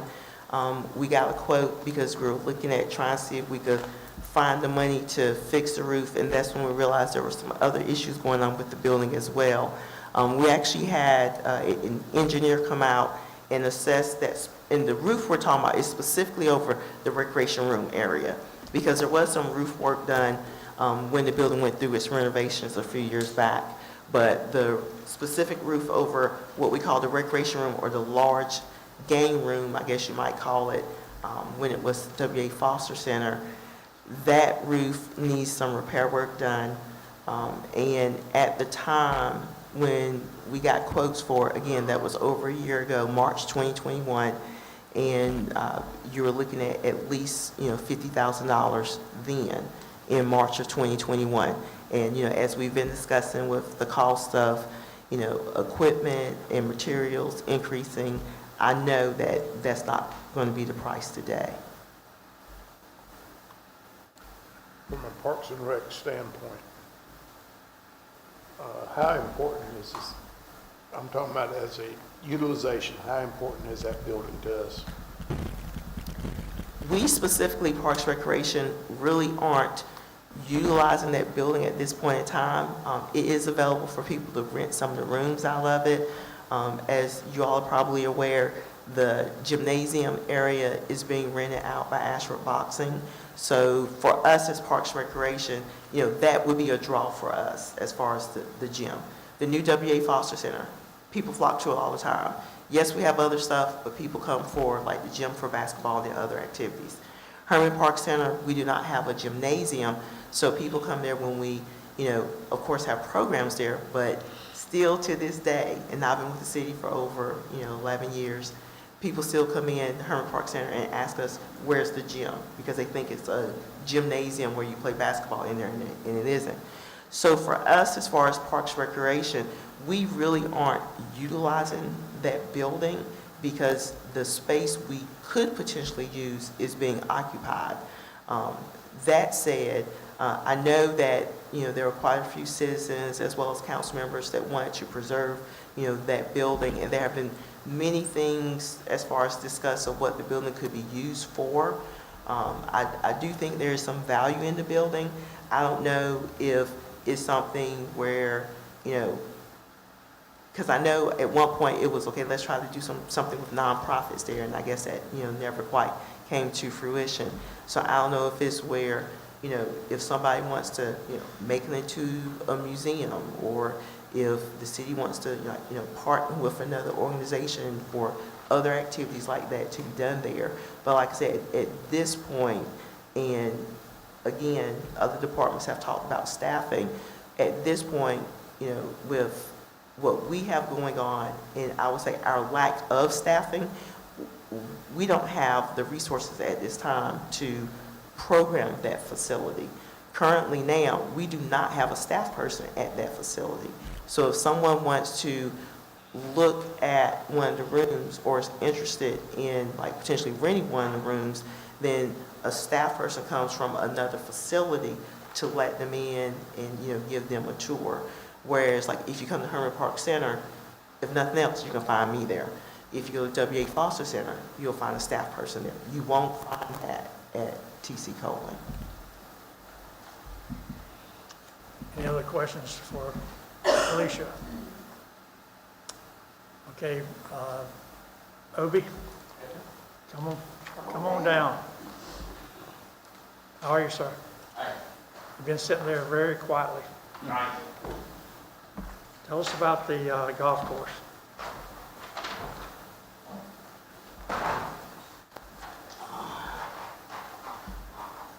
Well, from last year, the budget has changed somewhat.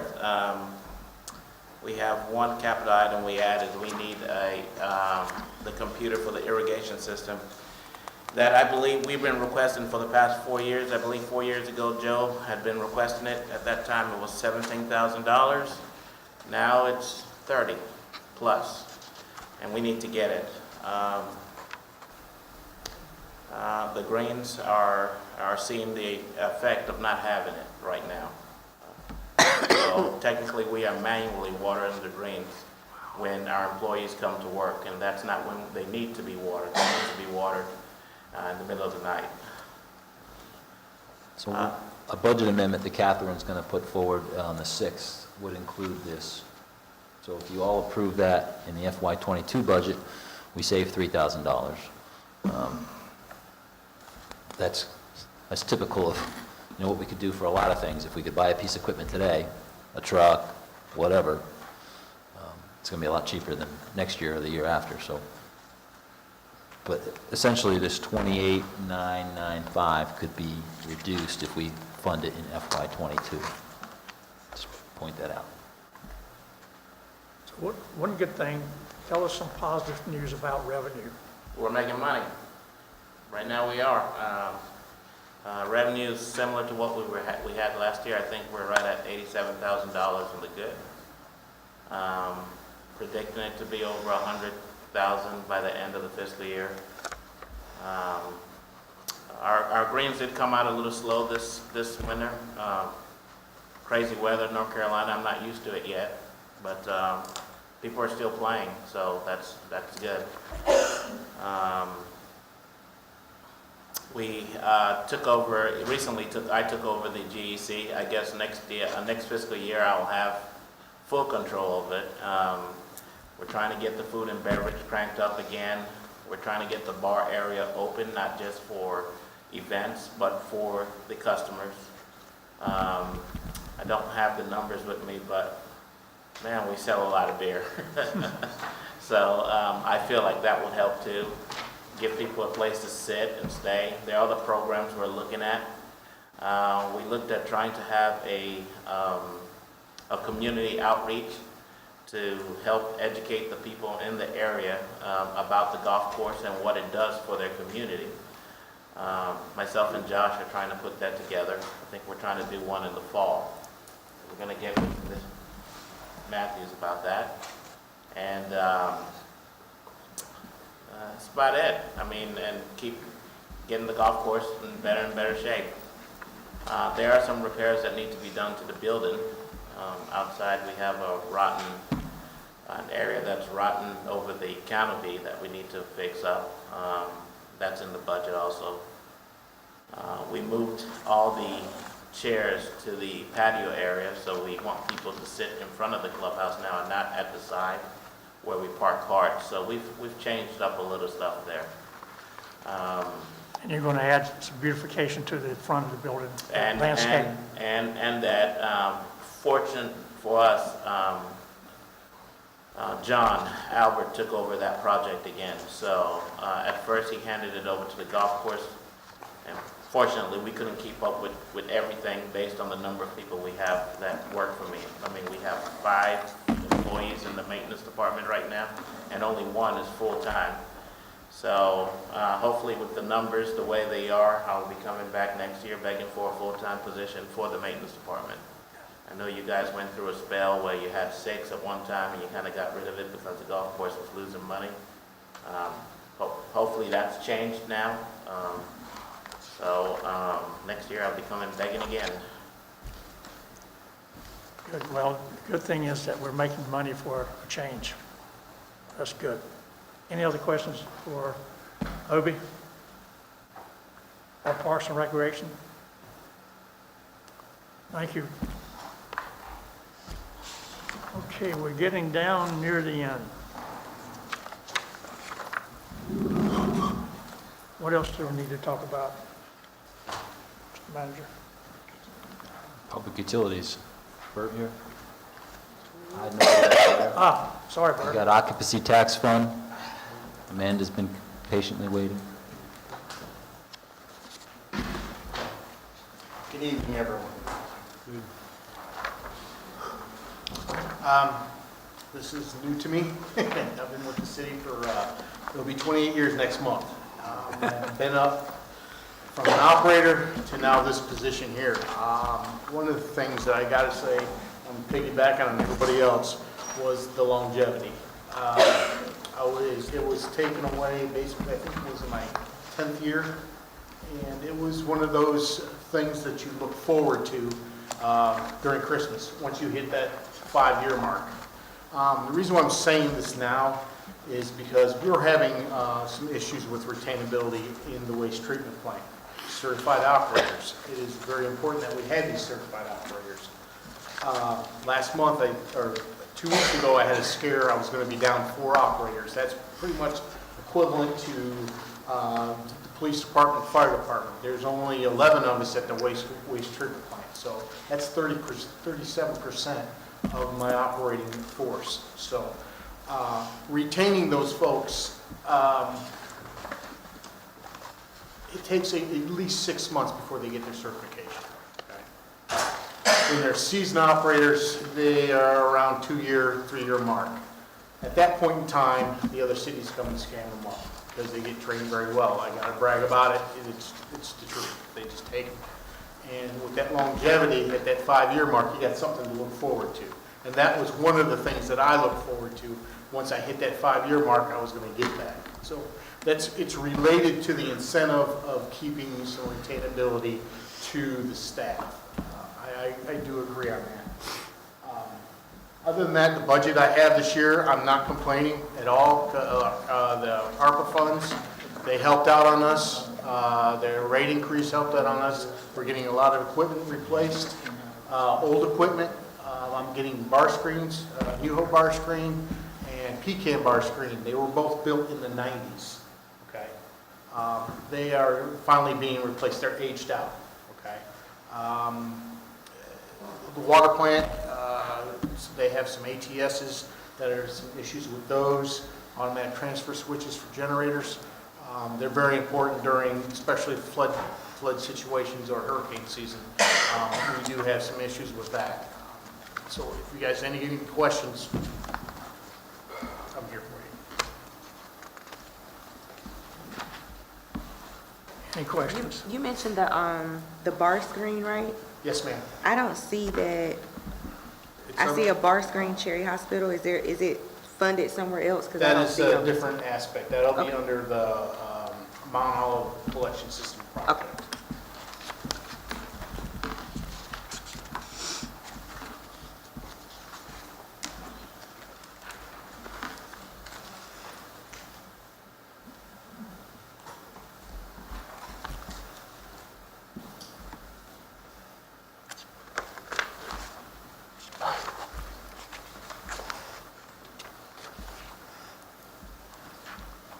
Any other questions?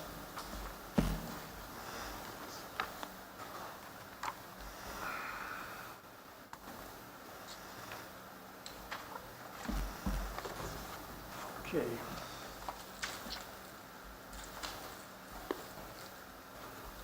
We need to talk about the appropriations. What's that, sir?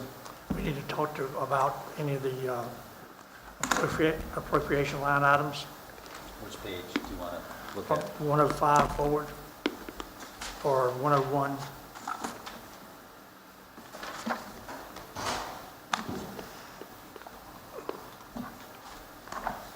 We still have our newest employee sitting over there to speak. Been sitting over there all night. Our newest department head, I should say. Yep. Let's see what page that is on.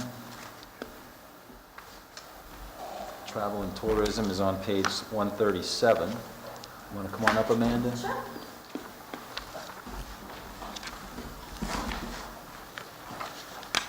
You're fairly new. Why don't you introduce yourselves to the council members if they haven't met you?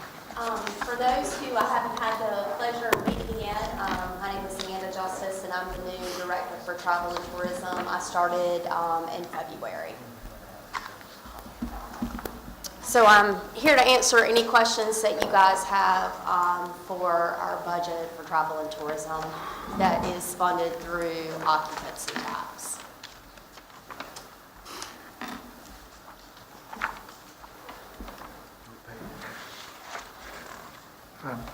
Somebody must have a question. She's been sitting here for 3 hours now, I'm okay if they don't. It's fine. or 4 hours almost.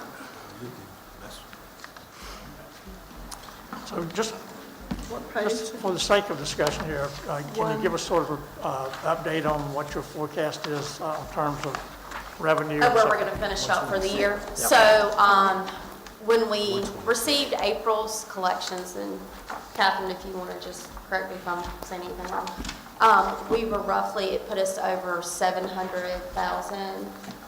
137. So I feel like that we'll finish, we have our 2 strongest months, May and June, coming up. We have had some sports tournaments and things like that. We'll have Dillard alumni this coming up weekend that fill up all the hotel rooms. So I feel like that we're safe in saying somewhere between 900,000 and $1 million in collections for this fiscal year for occupancy tax. That's good. That's good. Now, you have one vacancy in your department you're trying to fill? Yes, sir. We actually did the second round of interviews today.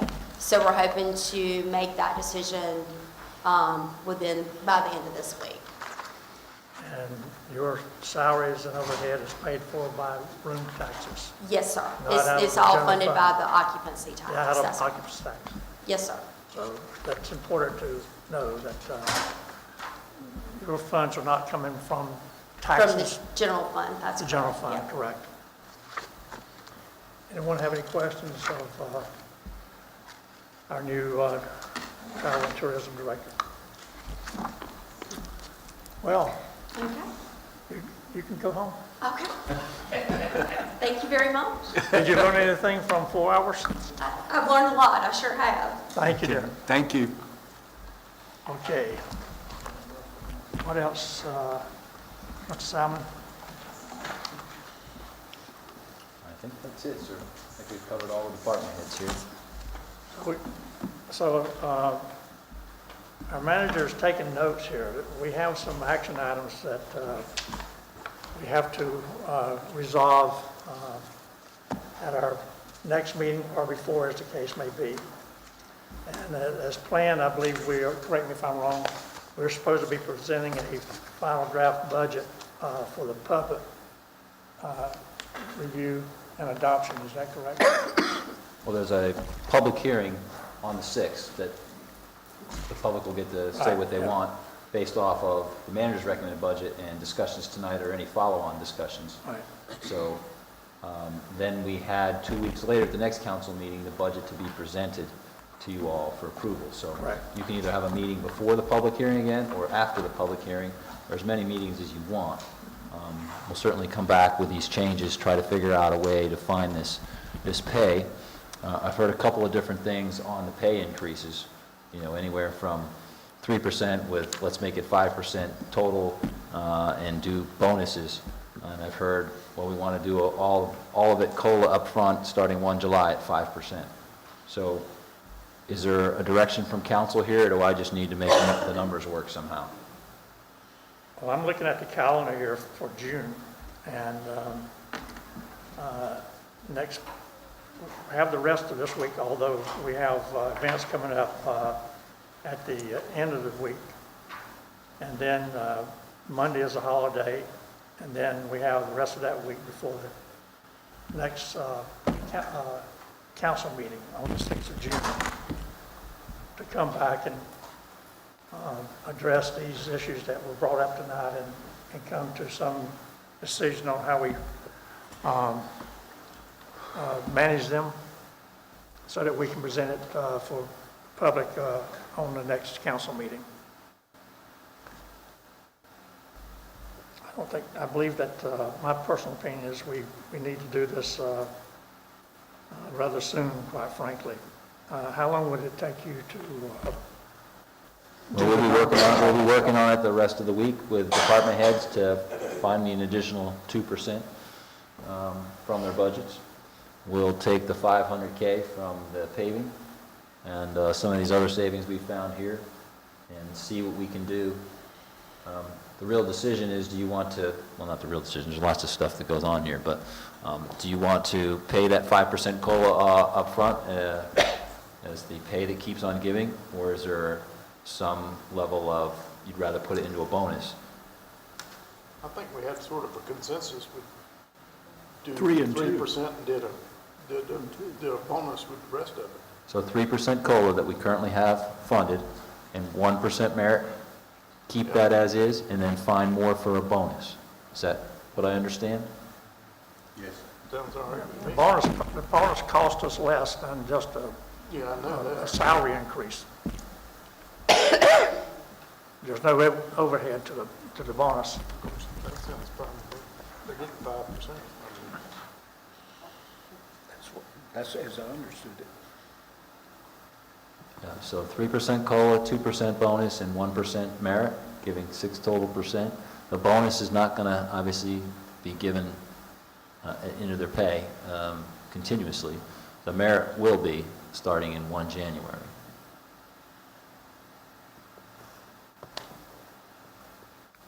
Sounds fine to me. I don't know how anybody else. Fine to me, I just want them to get the cash. So they will be guaranteed a 5% starting July 1st? No. That's what I'm saying, is that, 3%. because we've heard several departments say, I'll find some money to get 5% starting 1 July, cost of living increase. Boom, done. I'd say still, that obligates us for every year thereafter. Yeah, we don't want to do that. Want me to try to find some middle ground for 4%? Why can't we do it in a cost of living of 3, the merit of 1, and then the bonus, you know, I don't know how you pay it one time or twice during the year, but, you know, I don't want to do a 5%, right? I personally don't want to do a 5% COLA. You know, I'd love to, but I know right now that that's obligating us. We can't afford that.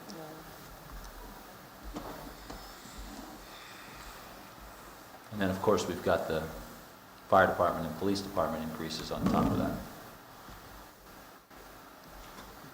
You know, I thought we sort of settled that with the street repaving. I think the middle. Okay, so we do that with the Option. street repaving with the middle option, and Yes. you gotta get department heads to come back for an additional 2%. Okay? I'm confused. So let's look at the calendar here when we can get back together again. Like I said, we've got Thank you. Memorial Day weekend coming up. And then Monday, the 29th is a holiday. So that gives us the rest of that week to meet.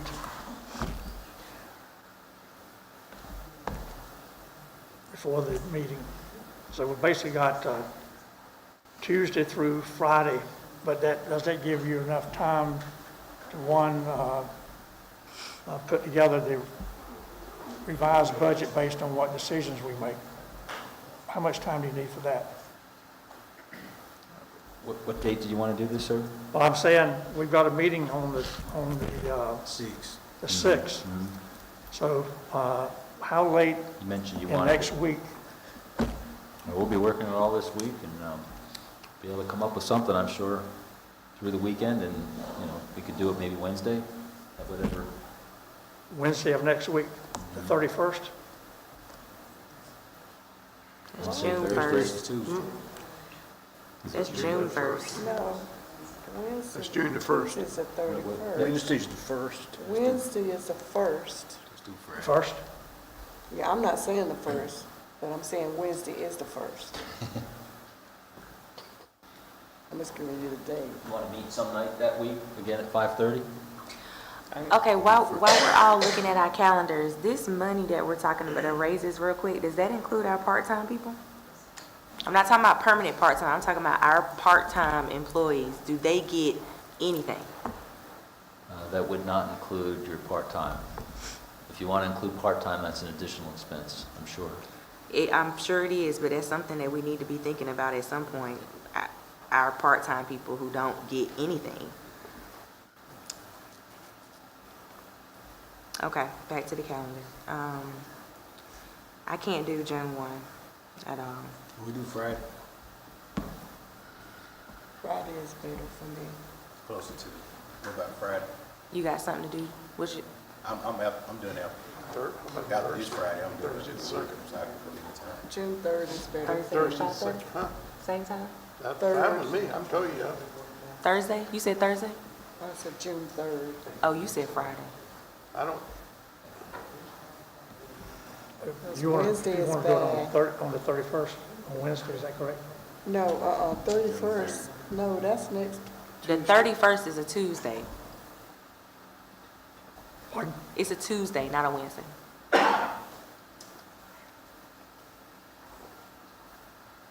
Is that not Memorial Weekend? Yeah. Huh, Memorial Day weekend is this weekend. that includes. It kind of Monday trickles and into Tuesday. next week. It kind For of me. trickles into next week, I believe. Charles, do you have a 31st is on preference? Wednesday. My question was kind of, should we have another meeting after our public comment period? But I may have missed the point. We can. I prefer I to think do that it would be after we better. hear the comments. Yes, I agree. Okay. Okay, so if our meeting is June the 6th, can we do the 9th or the 10th? The 9th or the 10th, Charles? I prefer the night. At 5:30, same time now? Selfishly, yeah, but Did you say the night? They said the night. It's my birthday. I'm gonna be here. So y'all go right ahead. When's your birthday? The night, so y'all can go right ahead. Oh, That's all right. That ain't the about 10th? me.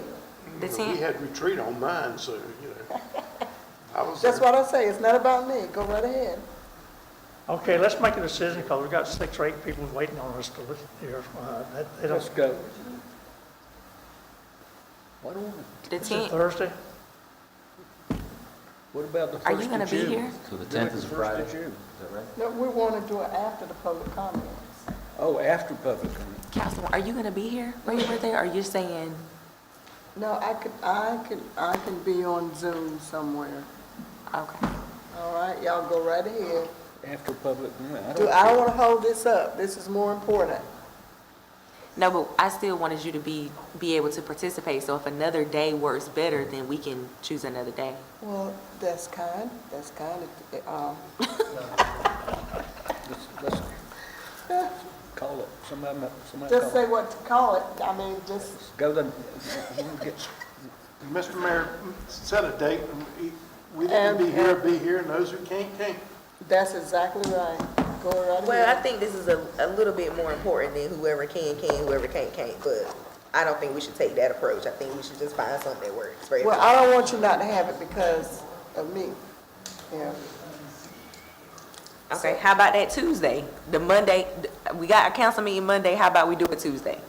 Can everybody do it on Tuesday All right. at 5:30? No, I can't. The Yeah, That sounds good. Charles? Tuesday the 7th. Yes.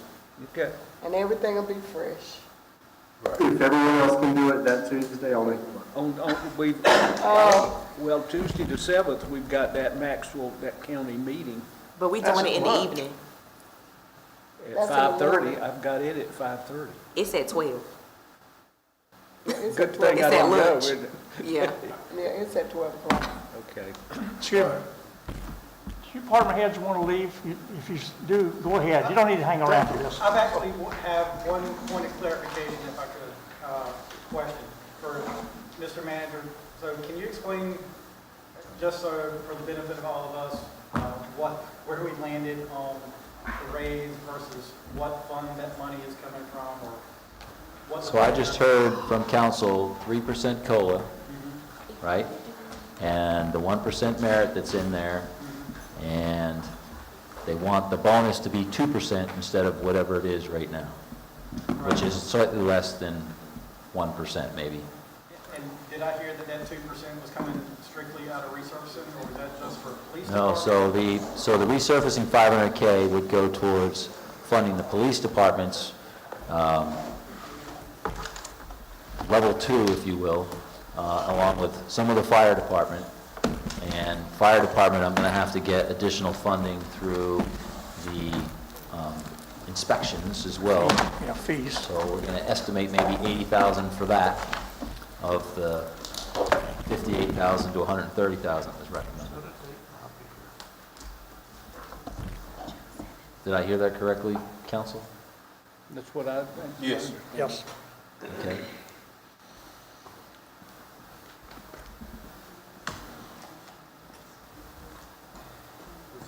Do we have a date? We said the June 7th. 7th, June 7th, 5:30. Tuesday, June We 7th. said 7th. 5:30. Meeting adjourned.